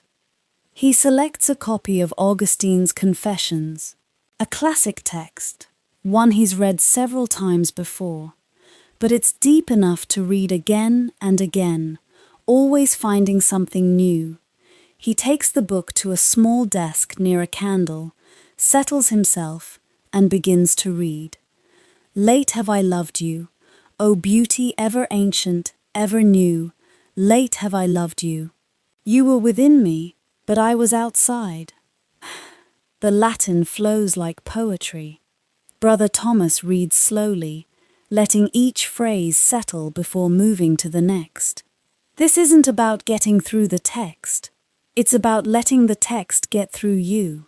Augustine writing about his conversion, about wasted years, about finally finding what he'd been searching for all along and discovering it had been there inside him the whole time.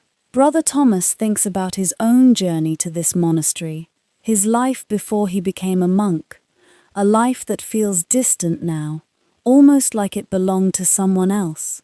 The restlessness he felt, the sense that something was missing, though he couldn't name what. And then finding this place, these people, this rhythm. It hasn't been easy. Some days are harder than others. Some days the routine feels stifling rather than freeing. Some days he wants to sleep through matins, wants to skip the prayers, wants to be anywhere but here. But he stays. And in staying, he's found something that eluded him in all his searching outside these walls. Not happiness exactly, but peace, or at least moments of peace, glimpses of it. Maybe that's all anyone gets in this life. Glimpses. The bell rings for Compline, the final service of the day. Brother Thomas carefully closes the Augustine, returns it to the shelf, and makes his way to the church one last time. Compline is the quietest, most contemplative service. The completion, as its name suggests. The prayer that brings the day full circle and prepares the community for sleep. The church is very dark now.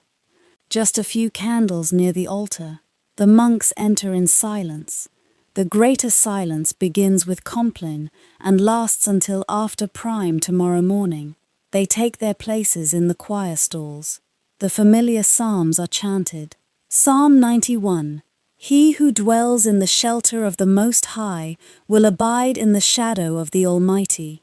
Psalm 134.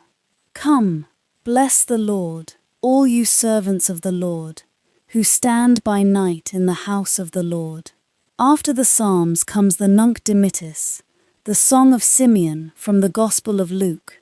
Now, Lord, you let your servant go in peace. Your word has been fulfilled. Permission to rest, permission to let go, permission to sleep. The service ends with the Salve Regina, a hymn to Mary sung every night at Compline. The melody is haunting, beautiful. Salve Regina, Mater Misericordiae. Hail, Holy Queen, Mother of Mercy. The voices rise in the darkness, carrying the ancient prayer into the night. When the hymn ends, the abbot blesses the community. May the Lord grant us a peaceful night and a perfect end. Amen. The monks file out in silence. No lingering, no conversation. They make their way to the dormitory, to their small cells, to their narrow beds. Brother Thomas enters his cell, removes his habit and scapular, drapes them on the peg. He lies down on the straw mattress, pulls the rough woolen blanket over himself. The darkness is complete, the cold is sharp, but he's tired, good tired, and sleep comes quickly. In a few hours, the bell will ring again. Matins will call. The cycle will begin anew. But for now, rest. For now, silence. For now, the peace that comes at the end of a day well lived, even if that day was ordinary, unremarkable, exactly like all the days before it. Sleep, Brother Thomas. The work will be waiting in the morning. It always is. January gives way to February, one cold day after another. The routine continues unchanged. Matins, lauds, prime. Work, terce, sext, none. More work. Vespers, Compline, sleep. Then it all begins again.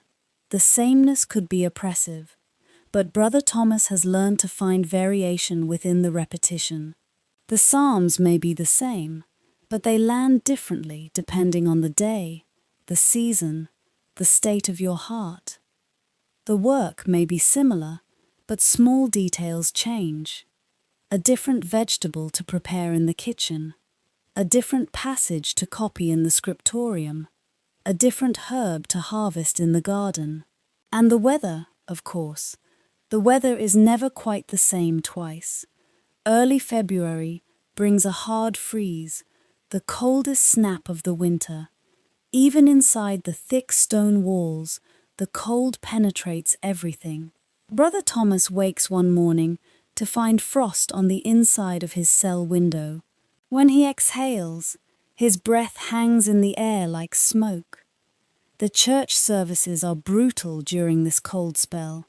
Standing for an hour during matins, your feet go numb on the stone floor. Your hands shake when you try to turn the pages of the prayer book. Your voice comes out stiff and frozen. But no one complains. Complaining would violate the rule. More than that, it would somehow diminish the experience. There's a strange kind of pride in enduring hardship together. Not pride in the sinful sense, but a quiet satisfaction in proving that the body can bear more than you think it can. The cold also affects the scriptorium work. Ink freezes if you're not careful. Brother Thomas has to keep his inkhorn close to a small brazier that's been brought in as a concession to the weather. Even so, the ink flows sluggishly, reluctantly. His fingers are so cold that forming letters becomes difficult. The quill doesn't want to cooperate. Several times he makes mistakes he wouldn't normally make. A letter poorly formed, a word misspelled. Each mistake means carefully scraping away the ink with a knife and starting over. Frustration rises. He can feel it in his chest, hot despite the cold around him. He wants to throw down the quill, wants to abandon this tedious, impossible work. But he doesn't. He takes a breath, prays, Lord Jesus Christ, Son of God, have mercy on me, a sinner. The prayer centers him, reminds him that perfection isn't the point, faithfulness is the point. Showing up, day after day, and doing the work as well as you can. He picks up the quill and tries again. The cold spell breaks eventually. It always does. Mid-February brings a thaw. The ice melts. Water drips from the monastery's eaves. The world becomes soggy, muddy, but slightly warmer. And then, one morning in late February, Brother Thomas notices something in the garden. Small green shoots pushing up through the soil near the south wall, where the snow has melted. Snowdrops. The first flowers of the year. They're tiny things, delicate white bells hanging from slender stems, easily overlooked. But to Brother Thomas, they're a revelation, a promise. Winter is not eternal, spring is coming. He kneels in the mud to examine them more closely. 6 blooms. No, 7. Perfect and pristine despite the cold around them. There's a lesson here, surely, about perseverance, about hope, about life's determination to continue no matter what. Brother Thomas doesn't try to articulate the lesson. He just kneels there for a long moment, looking at the flowers, feeling something loosen in his chest that he didn't know was tight. The liturgical season shifts too. Lent begins in late February or early March, depending on when Easter falls that year. 40 days of fasting, prayer, and penance in preparation for the celebration of Christ's resurrection. For the monks, Lent means stricter fasting. The midday meal becomes smaller, simpler. Meat is forbidden, though it's already forbidden for most of the year anyway. Extra prayers are added to some of the services. The tone of everything becomes more solemn, more serious. But in some ways, it's not so different from their normal life. The monks already live simply. They already pray constantly. Lent just intensifies what's already there. It's like turning up the volume slightly on music that's already playing. Brother Thomas finds Lent clarifying. The added austerity strips away even the small comforts and distractions of ordinary monastic life. You're left with the essentials: prayer, work, community, God, nothing else. March arrives. The days lengthen noticeably now. Matins is still in darkness, but Lord's happens in dawn light. By prime, the sun is fully up, the world is awakening. In the garden, Brother Thomas begins the spring work in earnest. The soil has thawed enough to be worked. He spends his mornings turning the earth, breaking up the clumps, working in compost from the heap. His muscles protest. After months of lighter winter work, the heavy digging makes his back ache, his arms tremble, but there's satisfaction in it too, in seeing the dark, rich soil being prepared for new life. He plants peas first. They're hardy, can tolerate a late frost. He makes shallow trenches with a hoe, drops in the wrinkled seeds, covers them gently with soil. Within 2 weeks, green shoots will appear. Within 6 weeks, they'll be eating fresh peas, the first new vegetable of the year. Next, he plants onions and garlic. Sets they're called, small bulbs saved from last year's harvest. He plants them in neat rows, spacing them carefully. These will grow slowly through the spring and early summer, ready to harvest in July. The work is meditative, repetitive. Plant a set, move down the row. Plant another. His hands know what to do.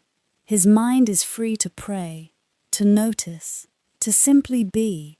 Above him, birds are returning from their winter migrations.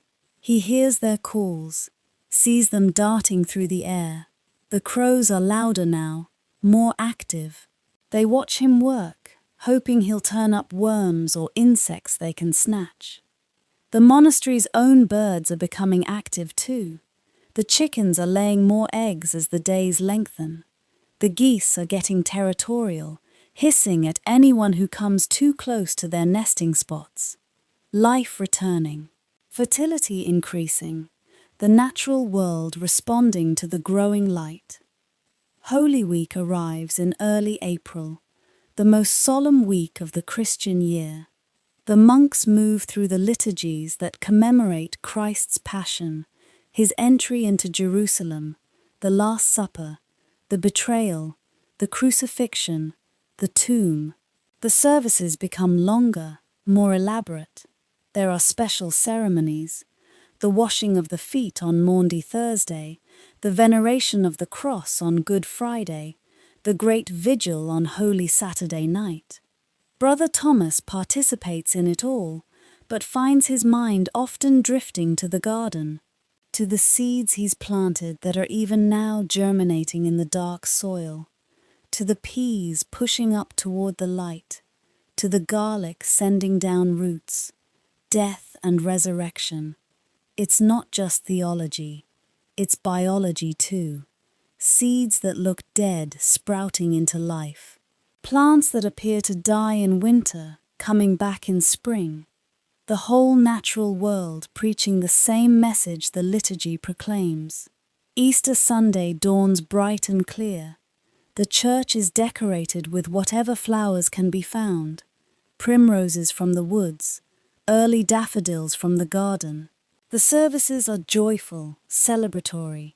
The monks' voices ring out with alleluias that have been absent throughout Lent.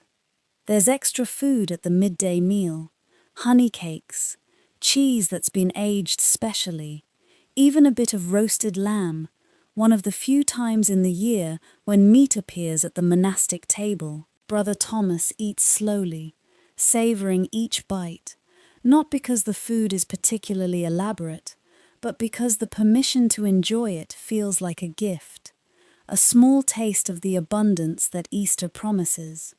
After the meal, there's a rare period of free time, no scheduled work, no immediate duties, just rest, celebration.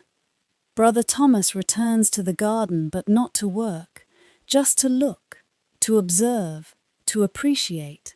The transformation is remarkable. Just 2 months ago, this space was frozen, barren, seemingly dead.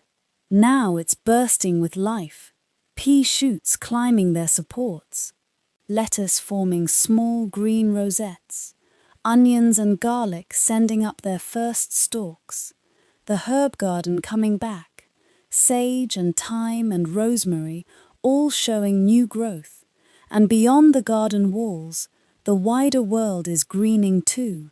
The trees that were bare skeletons in January are now clothed in new leaves. The fields that were brown and empty are turning bright green with new grain. Everything is new, fresh, full of possibility. Brother Thomas stands in the middle of the garden, turning slowly, taking it all in. The sun is warm on his face. A gentle breeze carries the scent of fresh earth and growing things. Birds sing in the trees beyond the wall. For a moment, just a brief moment, he feels completely happy. Not the excited happiness of getting something you want, but the quiet happiness of being exactly where you're supposed to be, doing exactly what you're supposed to do. It doesn't last. Moments like this never do. But he's learned not to grasp at them, not to try to hold on to them. Better to just experience them fully while they're here, than let them go when they pass. The bell rings for none, the afternoon prayers. Brother Thomas brushes the soil from his hands and makes his way back to the church. The same path he's walked thousands of times, the same routine, the same rhythm, but somehow, today, on Easter afternoon, with spring bursting forth all around, even the routine feels new. May arrives in a rush of green. The peas are now tall enough to require support, their tendrils reaching out and grasping the wooden stakes Brother Thomas has provided. The lettuce is ready for harvesting, crisp green leaves that go straight to the kitchen for the midday meal. Everything in the garden demands attention now. Weeds grow as fast as the plants you want. Brother Thomas spends hours on his knees, pulling invaders, careful not to disturb the vegetables growing beside them. It's tedious work, but necessary. Left unchecked, the weeds would choke out everything else. As he weeds, he thinks about sin, about how it creeps in so easily, how you have to pull it out constantly, vigilantly, before it takes root too deeply. The comparison is obvious, perhaps too obvious, but it keeps presenting itself anyway. Pull a weed, examine your conscience, pull another, confess a fault. Again and again, the physical work mirroring the spiritual work. June brings warmth, real warmth, finally, after months of cold. The sun is high in the sky now, strong enough that Brother Thomas must be careful not to burn. His skin, pale from winter, isn't ready for intense sun. He works in the early morning and late afternoon, avoiding the hottest part of the day. By midday, the garden is too warm for comfort. Better to retreat to the relative cool of the Scriptorium, where the thick stone walls provide insulation against the heat. The summer heat affects the Scriptorium work. The vellum becomes slightly damp, absorbing moisture from the air. The ink dries more slowly. Brother Thomas has to wait longer between lines to avoid smudging. But there's more light now. Glorious light streaming through the east windows. He can work for hours without needing candles, saving the monastery's precious supply of wax. The manuscript he's working on has grown considerably. He's perhaps halfway through the text of Boethius now. The stack of completed pages sits carefully protected in a wooden box, awaiting the day when they'll be bound into a finished book. Each page represents hours of work, hours of concentration, hours of careful letter formation. And yet, the progress is so slow. Sometimes Brother Thomas feels frustrated by this. In a day's work, he might complete 2 pages, maybe 3 if the ink flows well and he makes no mistakes. 2 pages, out of hundreds needed. It could take years to complete a single book. And there are dozens more books that need copying, texts that are falling apart from age, new texts that the monastery wants to acquire. The work is never done. It's like the garden in that way. You harvest the lettuce, but more seeds need to be planted. You pull the weeds, but they grow back. You finish one manuscript, but there's always another waiting. Brother Thomas has learned to find peace in this endlessness, to accept that the work itself is the point, not the completion, the journey, not the destination. July brings the first substantial harvests. Peas, picked fresh and sweet, lettuce in abundance, the first beans, onions and garlic, pulled from the ground and hung to dry in the monastery's storage shed. The kitchen brothers are grateful. Fresh vegetables make such a difference in the meals. The pottage becomes lighter, fresher, more varied. There's a sense of abundance after the scarcity of winter and early spring. Brother Thomas also harvests herbs for Brother Benedict. Lavender in full bloom, cut and bundled to dry. Chamomile flowers, picked and laid out on screens. Feverfew, yarrow, sage. The infirmary's shelves slowly fill with the medicines they'll need for the coming year. August arrives hot and dry. The garden needs watering now. The natural rain isn't enough. Brother Thomas hauls buckets from the well, splashing water around the base of the plants. It's heavy work, but necessary. Without water, the vegetables will wither and die. This is also the time of the grain harvest in the fields beyond the monastery. Every able-bodied monk joins the effort, even those who normally work indoors. The grain must be brought in quickly before weather can spoil it or birds can devour too much. Brother Thomas sets aside his quill and takes up a scythe instead. The work is hard, brutally hard. Swing the scythe, cut the grain, gather it into bundles, repeat. Again and again, hour after hour, day after day. His muscles protest. His back aches. Blisters form on his hands despite calluses. But everyone works together, moving through the field in a steady line. Cutting, gathering, stacking. There's a rhythm to it. A communal rhythm different from the solitary rhythms of garden or scriptorium. The sound of scythes swishing through grain. The heavy breathing of 30 men working hard.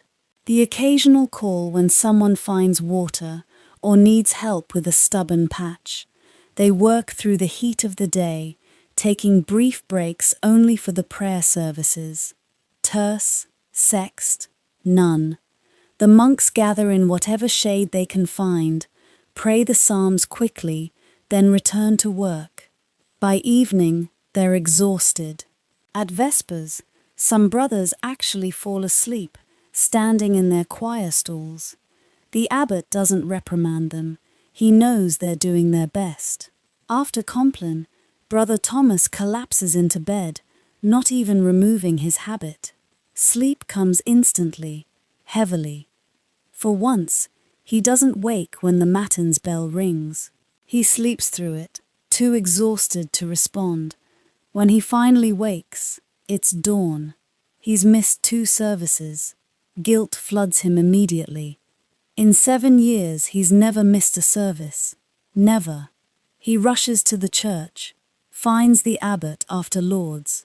"Father, I must confess, I slept through matins and lauds. I have no excuse." The abbot's expression is kind. "Brother Thomas, you worked until you could barely stand yesterday. Your body needed rest. God understands our human limitations." But the rule also says we should take care of our bodies, for they are temples of the Holy Spirit. Your penance is to drink extra water today and rest when you can. We need you strong for the work ahead. Brother Thomas bows, humbled by this mercy. The harvest continues for 2 more weeks. Gradually, the monastery's barns fill with grain, enough to feed the community through another winter, enough to sell some to buy what they can't make themselves: wine, iron tools, occasional luxuries. When the last of the grain is in, there's a collective sigh of relief. The community gathers for a special prayer of thanksgiving. The work is done. Another year's food secured. Brother Thomas returns to the garden, returns to the Scriptorium. His hands, rough and blistered from the scythe, must relearn the delicate touch needed for the quill. The first day back, his writing is clumsy, the letters uneven. He has to go slowly, carefully, retraining his muscles for precision rather than power. But gradually, the familiar skill returns. The quill becomes comfortable in his hand again. The letters flow smoothly across the vellum. September brings cooler weather, a relief after August's heat. The garden is still productive. Late beans, squash, the first apples from the monastery's small orchard. Brother Thomas begins preparing for winter again, harvesting the last vegetables, pulling up spent plants, planting crops that can overwinter: kale, winter onions, garlic for next year's harvest. The cycle continues. Always the cycle. Spring growth, summer abundance, autumn harvest, winter rest. Again and again, year after year, the same pattern. Some might find this monotonous. Brother Thomas has learned to find it comforting. The world outside these walls is chaotic, unpredictable. But here, the seasons turn in their appointed order. The work follows its rhythm. Life continues, predictable and sure. October brings the grape harvest. The monastery's small vineyard has produced well this year, the warm summer and adequate rain creating conditions perfect for grapes. Brother Thomas volunteers for this work. He likes the careful attention it requires, the way each cluster must be examined, judged, cut with precision. It's more like his scriptorium work than the brutal labor of the grain harvest. He moves through the rows of vines with Brother Peter, another monk who appreciates careful, detailed work. They don't talk much. The greater silence may have ended for the day, but the habit of quiet runs deep. Just occasional comments. This cluster isn't quite ready. These look perfect. The grapes go into baskets, then to the pressing area. Brother Ambrose, the cellarer, oversees the pressing. The juice flows into barrels, where it will ferment slowly through the autumn and winter, transforming from sweet juice into wine. Some of this wine will be used for the Mass, the sacred wine that becomes Christ's blood in the Eucharist. The rest will be rationed out at meals, a small cup for each brother. Not enough to cause drunkenness, but enough to gladden the heart, as the psalmist says. The work is pleasant. The weather is mild. The rhythm is steady but not exhausting. After the intensity of the grain harvest, this feels almost leisurely. Brother Thomas finds himself enjoying it, then catches himself enjoying it, and wonders if he should feel guilty for taking pleasure in work. But no, the rule doesn't forbid joy. It forbids excessive attachment to joy, the kind that makes you greedy for more.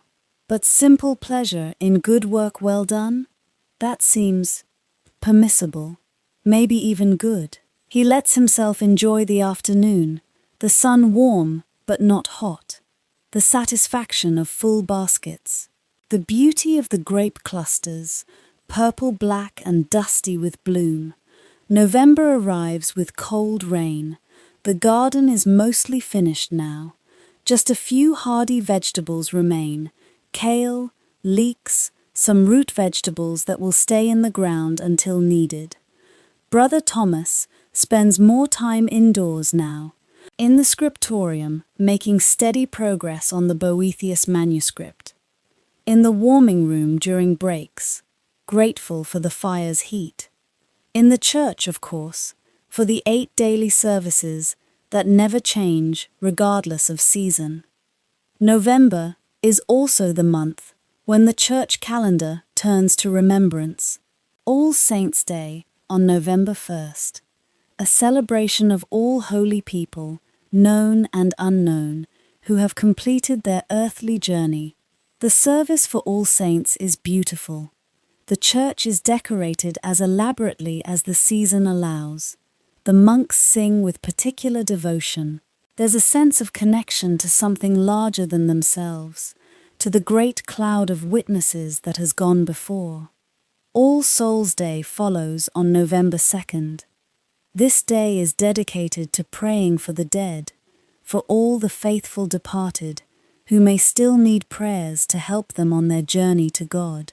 The monks pray for specific people, for departed brothers from their own community, for benefactors who have died, for anyone who has requested their prayers, either through direct request or through donations to the monastery. They also pray generally for all the dead, for everyone who has died without anyone to pray for them, for the forgotten, the lost, the lonely dead who have no one to remember them. Brother Thomas finds himself thinking about the monks who came before him, the ones who built this monastery, stone by stone, the ones who planted the first gardens, who copied the first manuscripts, who established the routines that he now follows. Most of their names are forgotten. The monastery keeps some records, but not complete ones. A few abbots are remembered, a few particularly holy or learned brothers. But most? Gone, lost to time, and yet their work remains. The stones they laid still stand, the gardens they established still produce food, the rhythms they set still govern daily life. There's something both sad and beautiful in this. Sad because their individual lives have been forgotten, beautiful because their work outlasted them, continued blessing people they would never meet. What will remain of Brother Thomas's own life? The manuscripts he's copying, perhaps, if they survive, if they're valued, if they're not destroyed in some future fire or war or dissolution. Maybe nothing will remain. Maybe he'll be as forgotten as those early brothers, his name lost, his work attributed to no one in particular. The thought should bother him more than it does. But somehow, on this day when the community prays for the forgotten dead, it feels acceptable, maybe even right. We're not here for individual glory. We're here for something larger, something that transcends any one person's life or work. We're here to keep the flame burning, to pass it on to the next generation, to be faithful in our time, and trust that others will be faithful in theirs. December begins. Advent season. The church calendar turns toward waiting, toward preparation for Christmas. The days are very short now. The sun rises late and sets early. There's a lot of darkness, a lot of cold.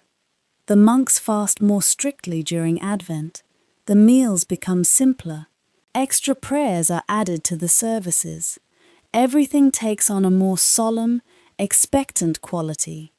Brother Thomas finds Advent restful in its own way.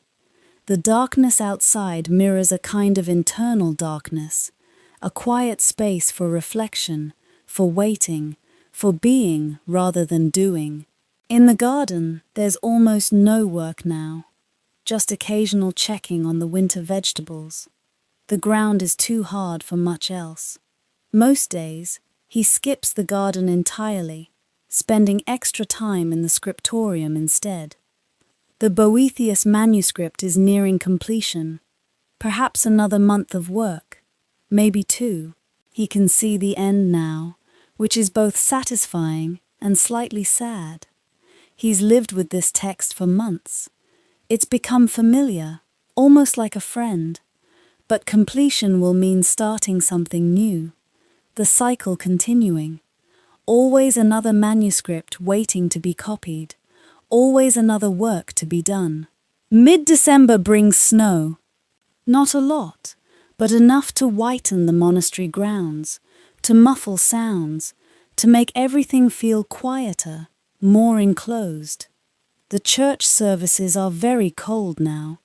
Brother Thomas wears extra layers under his habit, an indulgence the rule permits in winter. But even so, standing for an hour during matins leaves him shivering.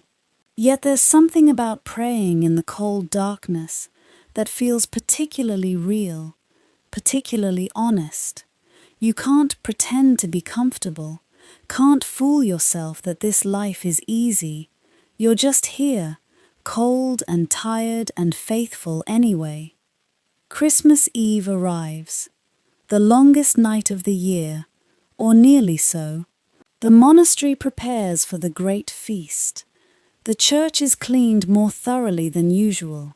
Candles are placed everywhere, a rare extravagance.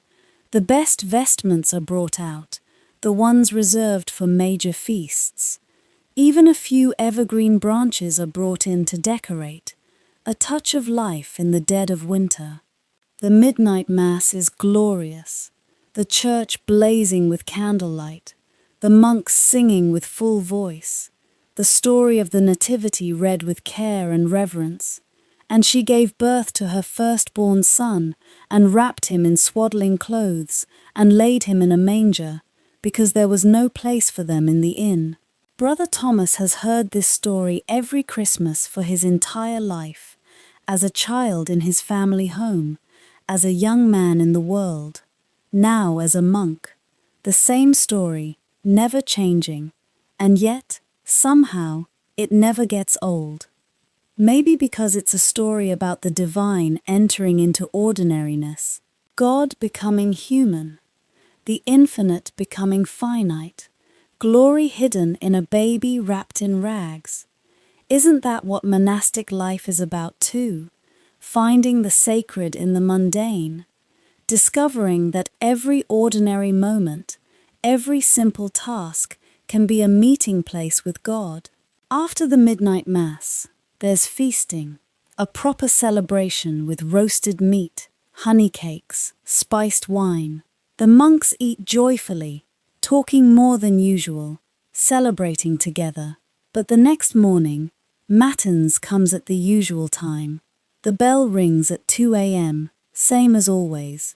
The monks gather, tired from the late night, but obedient to the rhythm that governs their lives. The feast is over. The celebration has passed. Now it's back to ordinary time, back to the routine, and Brother Thomas finds, to his slight surprise, that he's ready for this. The celebration was wonderful, but the routine is home. The days between Christmas and New Year pass quietly. The monastery is in a kind of liminal space, not quite celebrating anymore, but not quite back to normal either. Brother Thomas uses this time to finish the Boethius manuscript. He pushes through the last few pages, working carefully, despite his eagerness to complete it. The end of a manuscript is as important as the beginning, maybe more important. You don't want to rush and make mistakes when you're so close to finishing. On December 28th, the Feast of the Holy Innocents, he writes the final words of the text. The last paragraph of Boethius's Consolation, where Lady Philosophy explains how divine foreknowledge and human free will can coexist. Since then, all things which happen under the eye of God are from eternity in his foreknowledge, yet are not thereby made necessary and compulsory in their own nature. It is clear that our actions are free, because even though he foresees them, His knowledge does not impose on them the necessity of occurring in any particular way. Brother Thomas forms the final letters carefully, the last full stop. Done. He sits back, looking at the completed page. After months of work, it's finished. The manuscript will need to be reviewed, corrected if any errors are found, then sent to be bound. But his part is complete. There should be satisfaction in this, and there is, but also a curious emptiness. What now? Well, now he starts the next manuscript, of course. There's always another text waiting to be copied. The work continues. The cycle never stops. But he allows himself this moment of completion, this pause between one work and the next. He covers the manuscript carefully, protects it from dust, and makes his way to the church for none. The midwinter afternoon is already darkening. The sun sets so early this time of year. New Year's Eve is a quiet affair in the monastery. No grand celebrations. Just the regular rhythm of prayer and work and rest. The transition from one year to the next is marked primarily by a change in the date written at the top of documents. 1320 becomes 1321. 8 years ago, this would have seemed significant to Brother Thomas. A new year, a fresh start, new possibilities. But 8 years of monastic life have taught him that time doesn't really work that way. There are no fresh starts, not really, just continuation. The same work, the same prayers, the same rhythms extending forward indefinitely. This isn't depressing, it's liberating in a way. You don't have to reinvent yourself every January. You just have to keep being faithful to what you've already committed to. January arrives cold and grey, the same January he experienced a year ago, 2 years ago, 7 years ago, the same cold, the same grey sky, the same frozen ground. Brother Thomas stands in the garden one morning, exactly where we first met him a year ago. The ground is frozen, the sky is grey, everything looks the same as it did.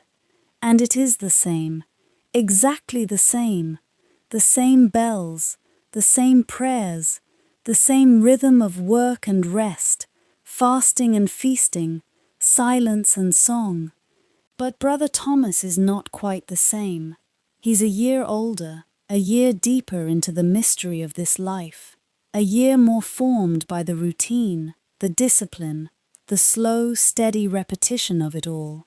He thinks about the past year, the manuscripts copied, the gardens tended, the prayers prayed, thousands upon thousands of prayers, 52 complete cycles through the Psalter, 6 complete readings of the Rule of Saint Benedict, 8 major feast days celebrated, hundreds of ordinary days lived.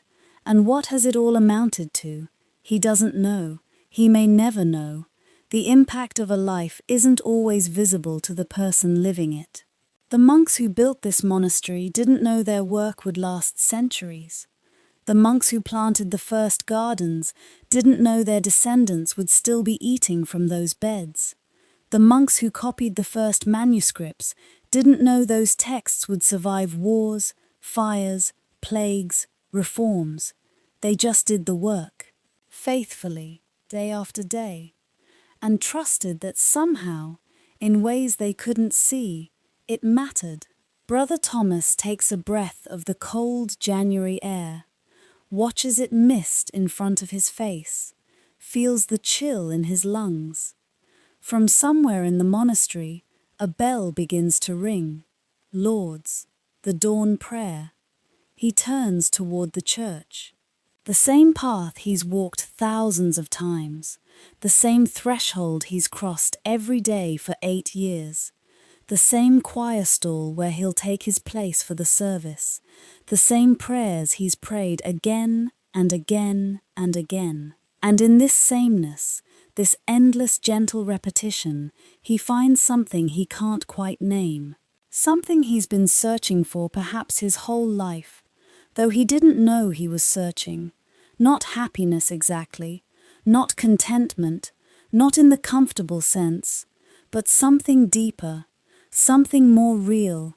Peace, not the peace of having everything you want, but the peace of wanting what you have, of being where you're supposed to be, of doing what you're meant to do.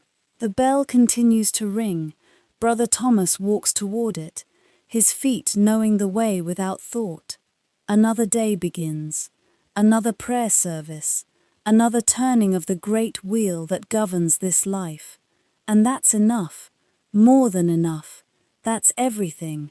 The monastery still stands, you know, or at least, parts of it do. The ruins, anyway.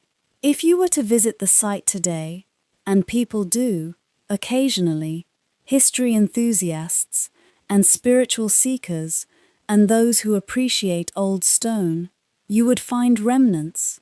Walls that once enclosed the church, now open to the sky.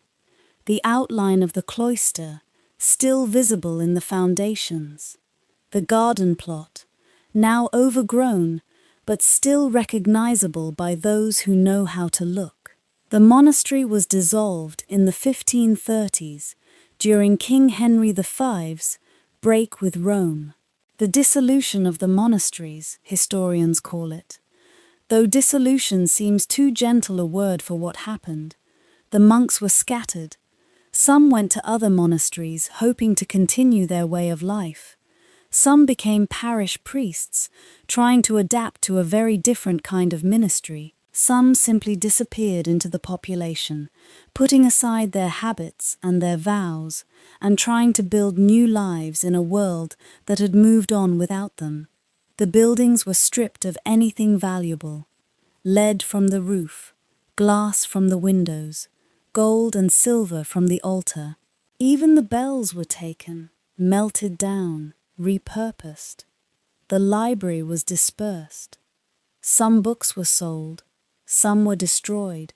Some made their way to private collections, to university libraries, to places where they would be preserved for reasons the original monks might not have recognized. Somewhere, in the British Library perhaps, or in some private collection, or gathering dust in a university archive, there might be a manuscript that Brother Thomas touched, pages he wrote, letters he formed with such care during those long afternoons in the Scriptorium. And if you were to look at those pages, you would see nothing remarkable. Just clear, careful script. Just the words of Boethius, copied faithfully from an earlier manuscript. You wouldn't see the cold mornings when his fingers could barely hold the quill. You wouldn't see the hours of patient practice that went into making each letter perfect. You wouldn't see the prayers he prayed as he worked, the thoughts he thought, the life he lived in those quiet moments between one word and the next. But they're there nonetheless, woven into the vellum somehow, present in the steadiness of the hand that made each mark, visible, if you know how to look, in the love that went into the making. Brother Thomas lived a small life. By the standards of his age and ours, a very small life indeed.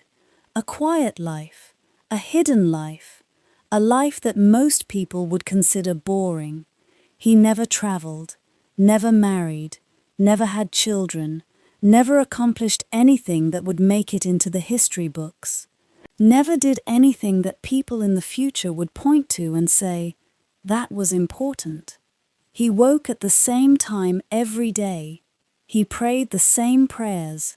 He did the same work, gardening, copying manuscripts, praying, eating, sleeping, year after year after year. 8 times a day, every day, the bell rang and he went to church. 8 times a day, he chanted psalms in Latin. 8 times a day, he stood or sat or knelt in the same spot, doing what monks had done in that spot for centuries before him. He planted gardens that he knew would need to be planted again the next year, and the year after that, and the year after that. He copied manuscripts that would need to be copied again when they wore out. He prayed for people who would need more prayers tomorrow, and the next day, and the day after that. Nothing he did stayed done. Everything needed to be repeated, again and again and again. And yet, perhaps that's not a small thing after all.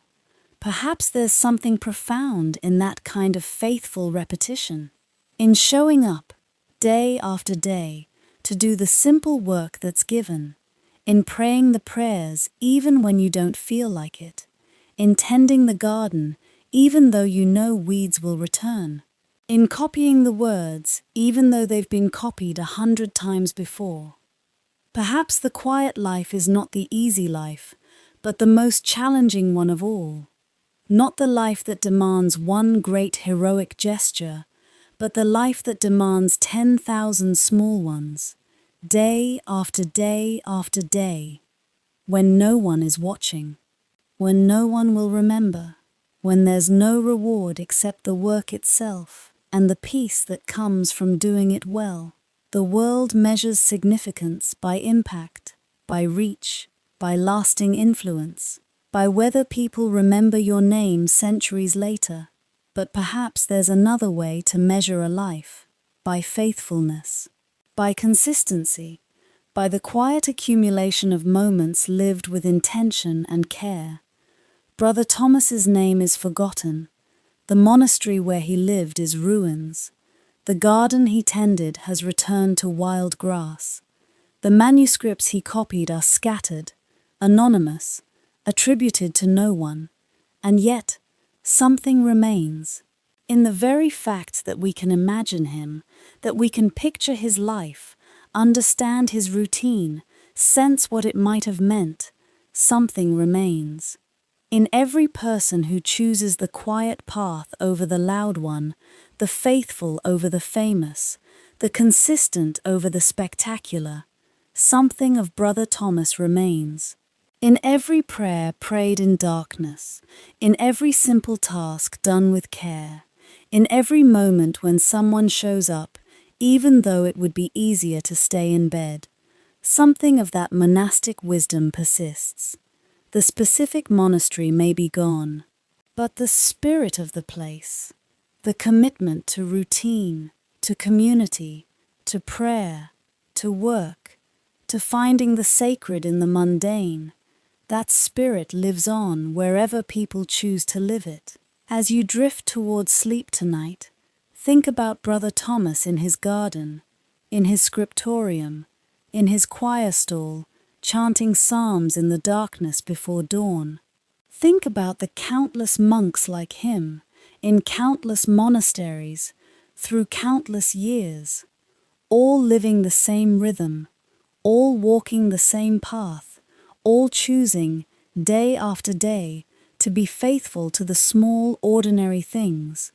And think about your own life, your own rhythms, your own routines, the simple, repetitive things that make up your days. Perhaps they're more meaningful than they seem. Perhaps, in ways you can't see, you're part of something larger, something that connects you to people across time and space who are trying, as you are, to live well in the midst of ordinary life.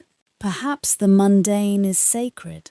Perhaps the routine is where revelation hides. Perhaps showing up, day after day after day, is itself a kind of prayer. The monastery is gone, but the work continues. Somewhere, someone is tending a garden. Somewhere, someone is copying words by hand, preserving something valuable for the future. Somewhere, someone is praying in the darkness before dawn. The forms change, the specifics shift, but the essential work, the work of being human, of being faithful, of being present, that work continues. It continued before us. It will continue after us. And for this brief moment, it's ours to do. So do it well, do it faithfully, do it with care. And when the work feels meaningless, when the repetition feels pointless, when you wonder if any of it matters, remember Brother Thomas, remember the monastery, remember that faithfulness doesn't require recognition, that good work doesn't need applause, that a life well lived doesn't have to be a life that history remembers. It just has to be lived, fully, honestly, with as much attention and care as you can bring to each moment. That's enough, more than enough. That's everything. Sleep well.